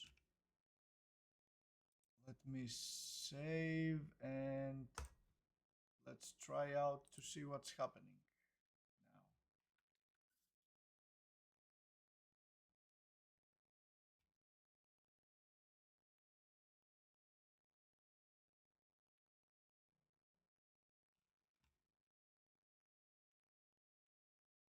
Yeah, cool. Well, this fixed the camera issue, but it also created this problem that now I get inside the characters. But this is a fake gameplay introduction, right? It's like a mock-up of the gameplay. So we don't care at all to create this professional blueprint that it's doing its work. Basically, what we did, it's doing its work perfectly fine for me. So that's that. And now let's create a cutscene, a second cutscene for the outro here, and also add some fade-ins and fade-downs to both of our cutscenes. And let's start with what we already have, this one. So for this one, I guess the solution is to add, I don't remember right now, it's fade track. Yeah, it's fade track.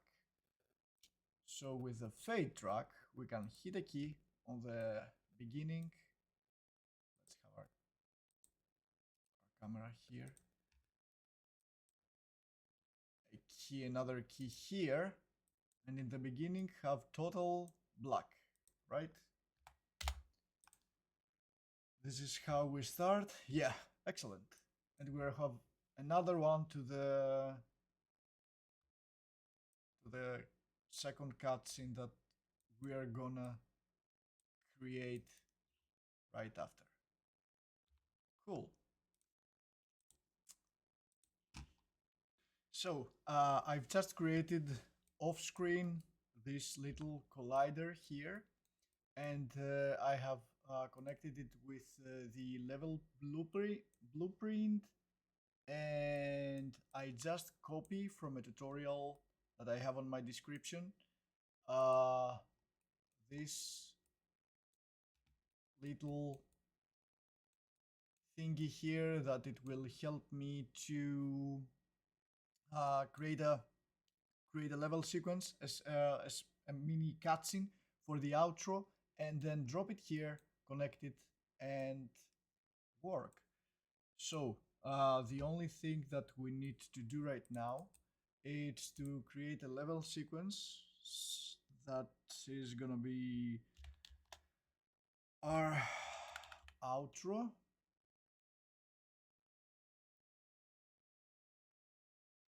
Oh, it exists with a trigger. I don't need this trigger. Delete.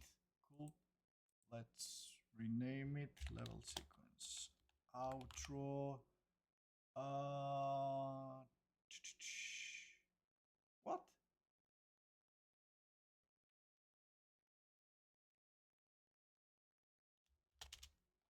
Outro.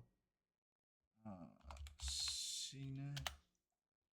Okay. And open it. Cool. Now, all we need is to create some cameras, I guess, right? We got our out. Where is it? Here. Anyway, cool. So let's add a camera. Nice. I want the camera to start from somewhere here that the player is gonna enter the dark alley, and again I'm gonna add oh, where is it, the fade track, this one, this little guy here. Let's create a key, and somewhere around here. Cool. We're gonna fade to black, but before that I'm not gonna see anything. Let's zoom out our camera like that, I guess. Oh, I didn't have keys. Let me do that again. Add the transform here, and here we're gonna have our zoom out. Pretty dramatic. Let's give a little bit more time. Nice. And here's gonna be the value of 1. Cool. And it ends. That's gonna be our outro. So now let's save it. And grab our outro cinematic, drop it inside here.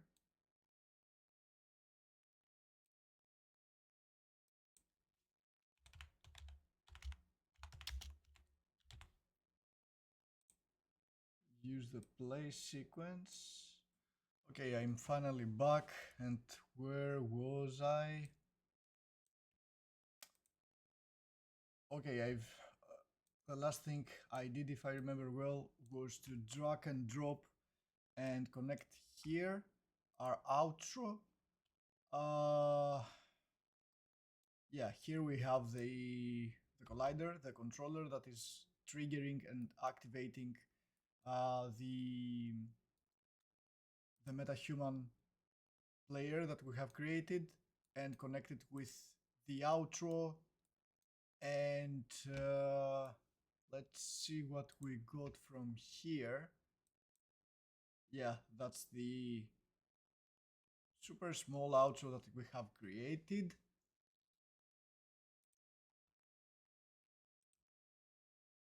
Let's press play. I'm seeing that the opening, the fade in either is not playing well, or it was too fast while I played it. And click. Gameplay wise is working well.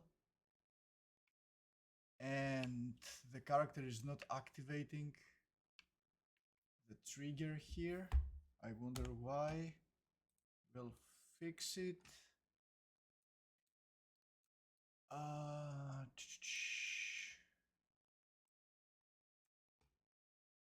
Let me bring it.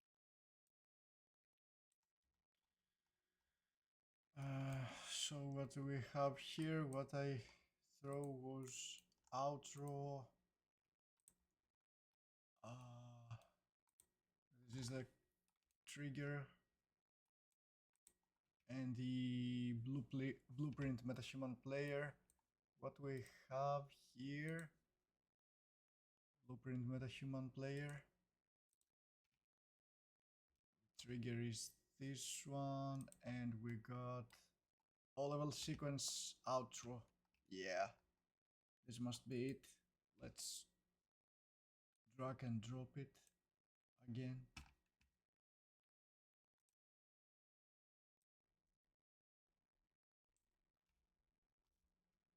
Yes, cool. Play sequencer player.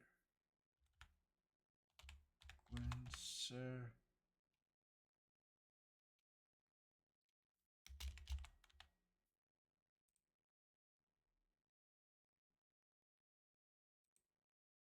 Play sequencer. Great. And let's connect it again.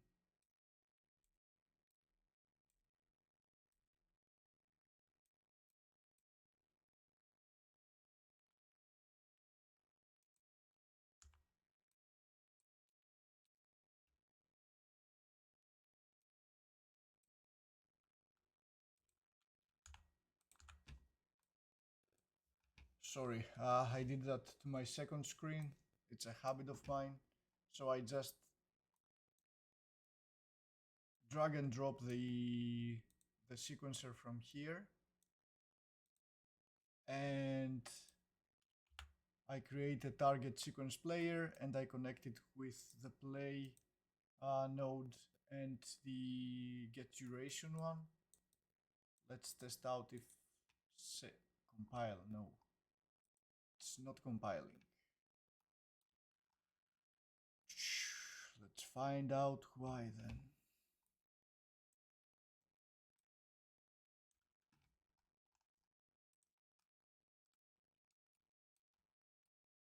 Oh, so the issue is not here. Is that probably a... Oh, did I accidentally delete here the reference of the opening cinematic? Okay, I'll try to fix that. So probably here we don't have an opening anymore. Yeah, god damn it.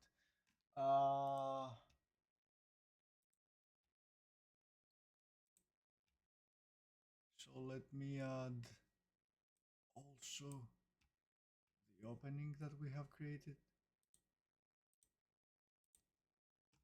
Nope. Oh. Yeah, that's the one. So I will create a reference.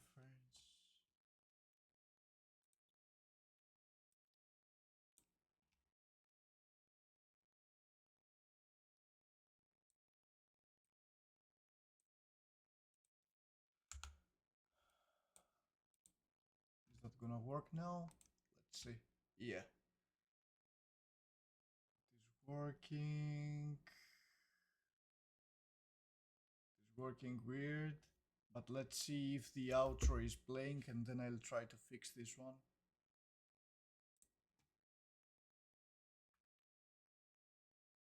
Yep, the outro is playing well, but now I also need to blend the outro with the cinematic. Sorry, to blend the outro with the gameplay camera and make the player continue walking further inside. So I will deactivate the function that is deactivating the character for the cinematics. Okay, so let me check what's that issue here. So I find it out. The issue was a very typical one. If I go to the selected level sequencer, we need to disable, where is it? Hide player. And we are not seeing the real playable character. So after the cinematic, we're gonna have the blend with the playable character. And now I want to solve this one. And I think there must be a selection to disable movement input. Is this the one? Because it's already disabled. So I believe that if it's already disabled, then let's see.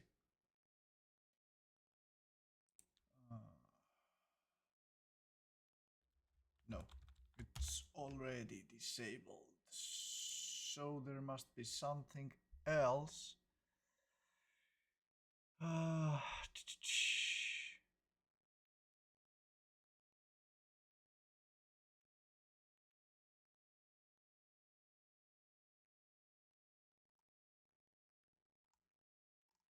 I'm not sure. I need to search and find it out. But then again, I will not spend too much time searching what is it, because I can actually make the character running into the dark alley from with animation from the level sequencer, right? So first thing first, let me open again the outro and activate blending. No. Here is what I want. Can blend. Exactly. So let's activate the blending part and see how it works. And in order to not see the opening again and again, let's deactivate the begin play here for a little bit to see how it works. Yep. Let's increase the blending a bit more.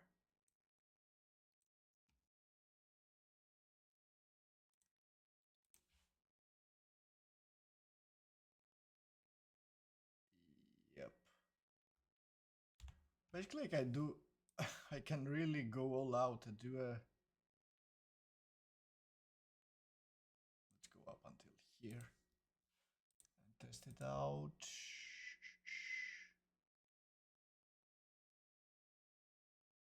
Yep, that's fine, I think. Oh, cool. That's it for now.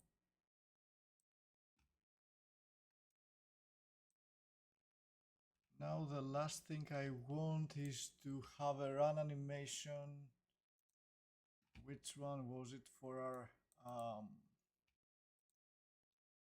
player? And I guess, yeah, I'll choose the typical run. So let me bring it here. Let's bring the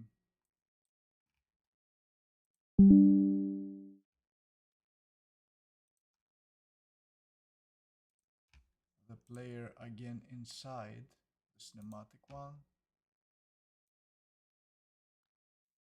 Is that what we're... No, this is the one that we're working with. And add him. Cool, and now I will only use the run animation. Run loop zombie. This is the one, I think.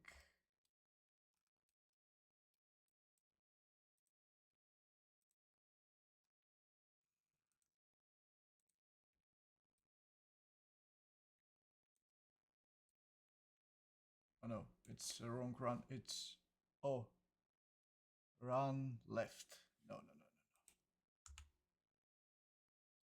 We want the run forward.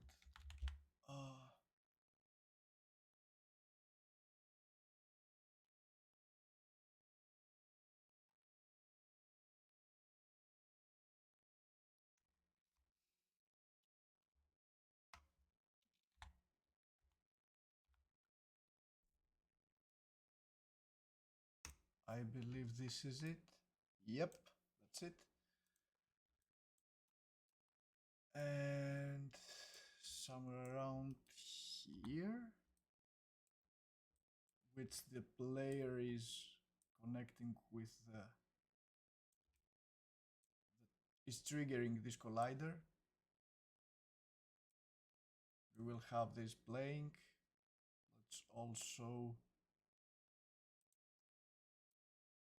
make our guy run inside.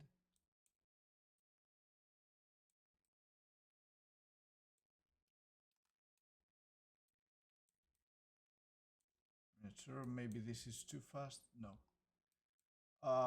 We need to make this constant. And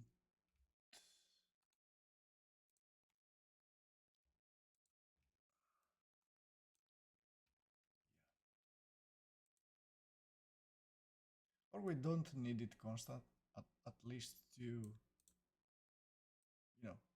be faster, something like that.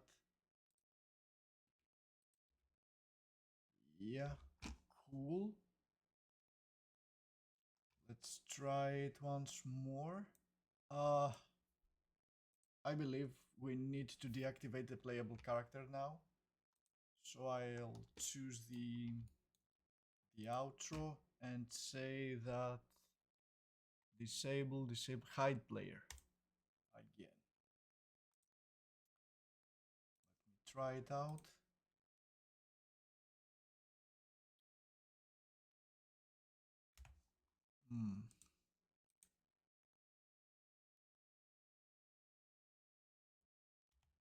Okay.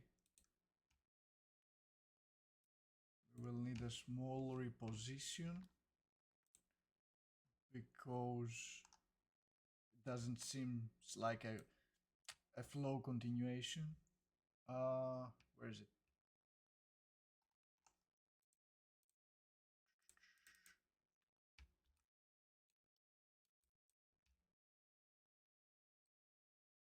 Oh, no. This guy is what I want.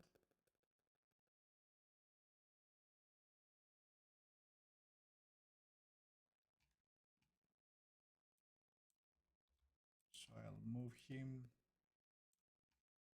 a little bit here.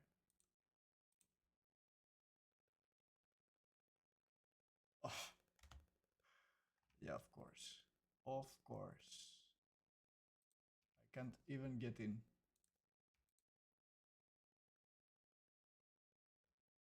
Yep. Great. Absolutely what I want. Let's connect the opening again and see it as a whole.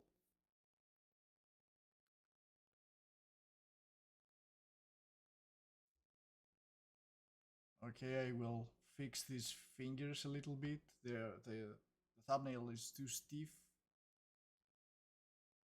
And yeah. Fantastic. And that's it. I will also make, if I don't forget it,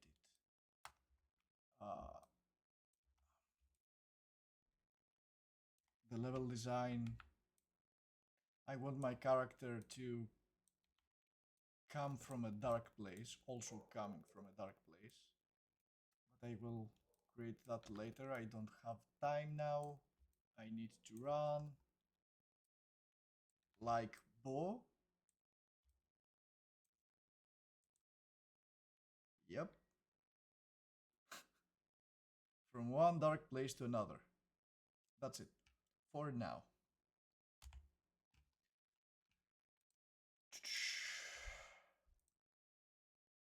Okay, and now it's time for the polishing part. So what I would like to do was to, as I told before, fix the stiff hands here a little with a thumbnail, with a with a thumb, and yeah, maybe just try move around the torso a little bit because it's stiff.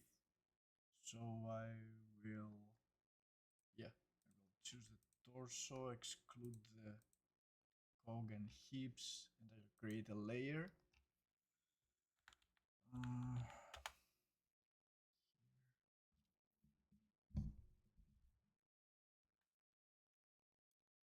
And when Bo gets in here for this frame, I'll guess I hit a key, and now I'll start.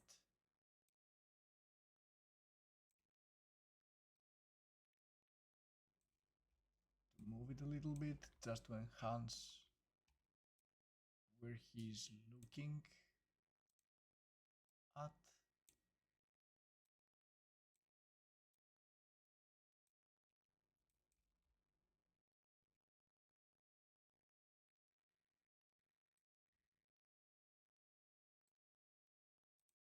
Here we go, that's right. Turns a little bit more.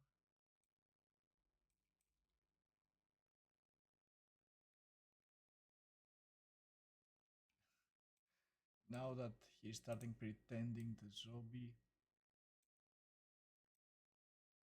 I will just go a little bit back his torso.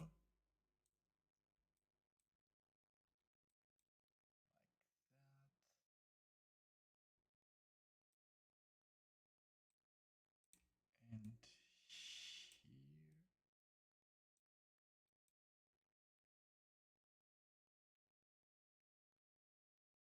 Nice. Cool. So that's all about his torso. Let's see the whole thing once more.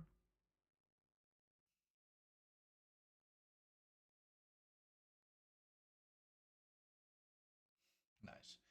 So now let's fix the fingers. So I will pick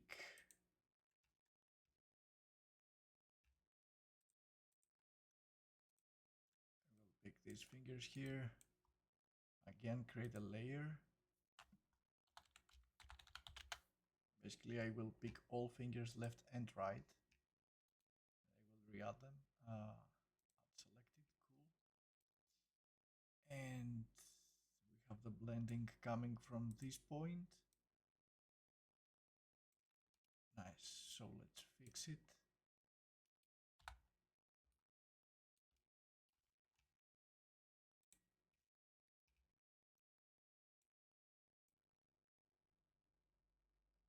Let's relax the thumb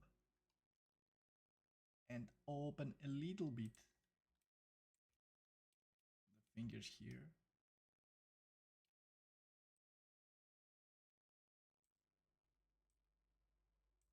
Yeah, like that.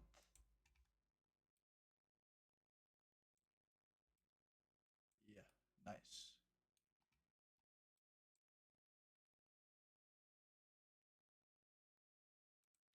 Let's do it also for the right hand. And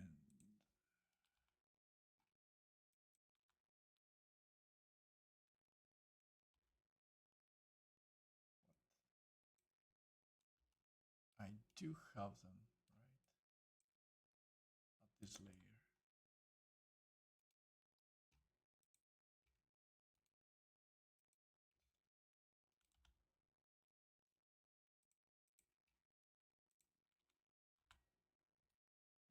Yeah, I do have them.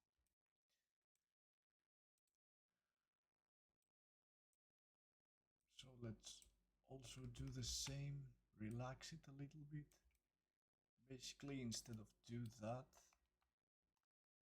I will just grab the finger here. I will I will copy the pose and paste mirror. Maybe to the whole. Let me choose all, copy and paste mirror. Yeah. Oh no, sorry. Mirror matte. I have both selected. Oh, why I have both selected?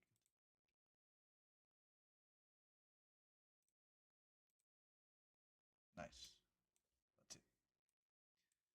Okay. Let's see now what we got.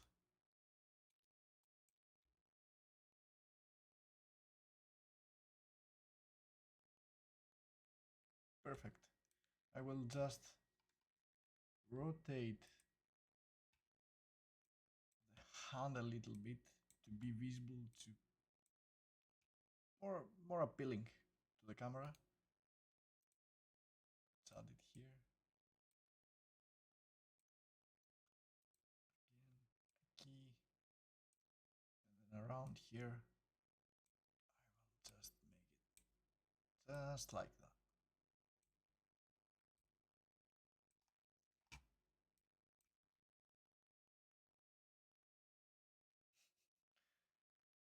Perfect. That's all we want. Nice. save, and we are golden, right? Let's take a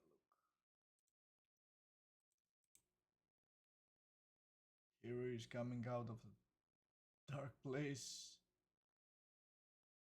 He's watching the zombies.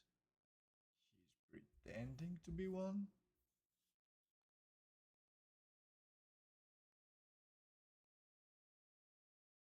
And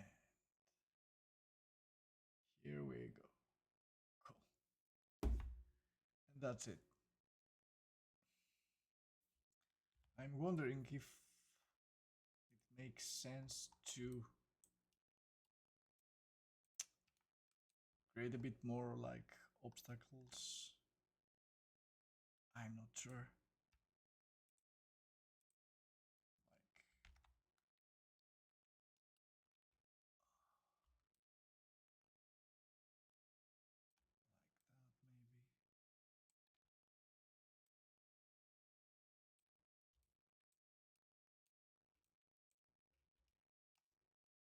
Good thing that we have all these variations and it's not the same animation always repeating the same. I mean, for that I very like what Motorica is doing and how fast they are giving different seeds and variations of an animation. Cool.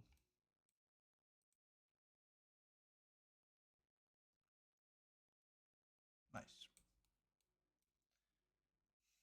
I'm wondering again if I need to make this path a little bit longer, but probably I need to take a record and see if the whole clip duration is about 30 seconds.